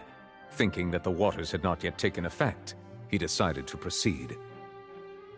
However, his opponent was more capable than he thought, and he was overcome, knocked unconscious, and placed into the magic box, and thus became his own final victim. Liliane, according to her own statements, then changed clothes and hid until the performance ended, before hiding in other parts of the opera house. As for Linny, he was in the underground structures within the opera house, and was thus ignorant of these happenings. From this reconstruction of events, we can conclude that Linny, the accused, is in fact innocent. While there is much in Linny and Liliane's conduct that should still be investigated separately, this case, at least, can be handed over to the Oratrice to make the final decision.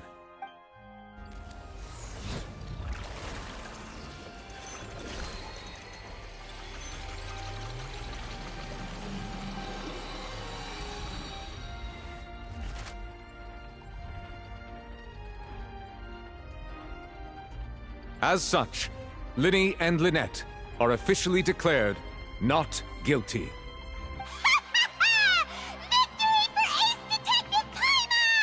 Great work, partners. Thank you all. Thank you so much. Next, I think we deserve an explanation, Guard Vaughn. How did you find the water from the primordial sea in Linny's baggage? Right! Your discovery caused me to make a serious mistake, you know. I suspect that the accomplice mentioned in Cowell's notes was not Linny, but you, yes? I'm sure you know what you must do to lessen your sentence. Speak quickly! Unless you want to earn yourself a one-way ticket to Coupon Town.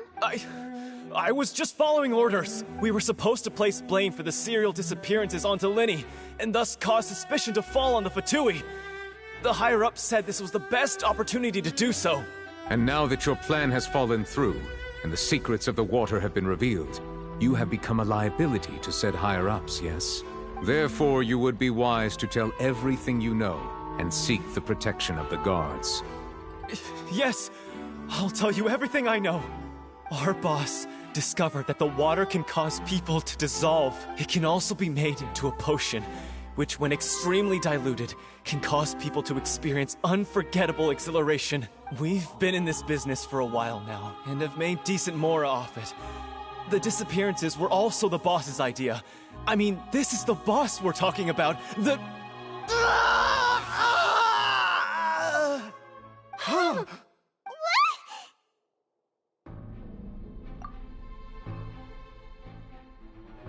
And now he can no longer talk. Such ruthlessness. I shouldn't have expected any less of them. An outrageous act. All present, please submit to inspection immediately.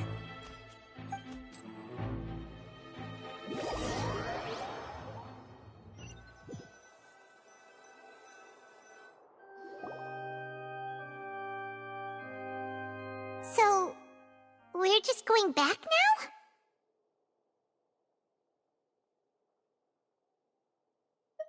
That's true. Traveler, Paimon, please wait. Linny. I know you may not want to speak to me right now. Maybe you don't even want to look at me. But still, let me thank you again for defending me to the end, even after you learned that I'm a member of the Fatui. I guess. But regardless, I'd like the opportunity to set things straight. I didn't approach you with any ulterior motives or ill intent. I've spoken to you as myself, just plain Linny this entire time. As for why I'm a Fatus, it's because the goals of the House of the Hearth align with those of an orphan like me. That's all. That was how Father, who you might know as the Knave, approached recruiting us back then too. The Knave? The one who controls the House of the Hearth? She's your father? That's right. And since we're here, I was wondering, would you mind hearing a story? It's about my past. Back when our parents first died, Lynette and I were left wandering the streets. To survive, I took to surreptitiously observing an older street performer who did magic.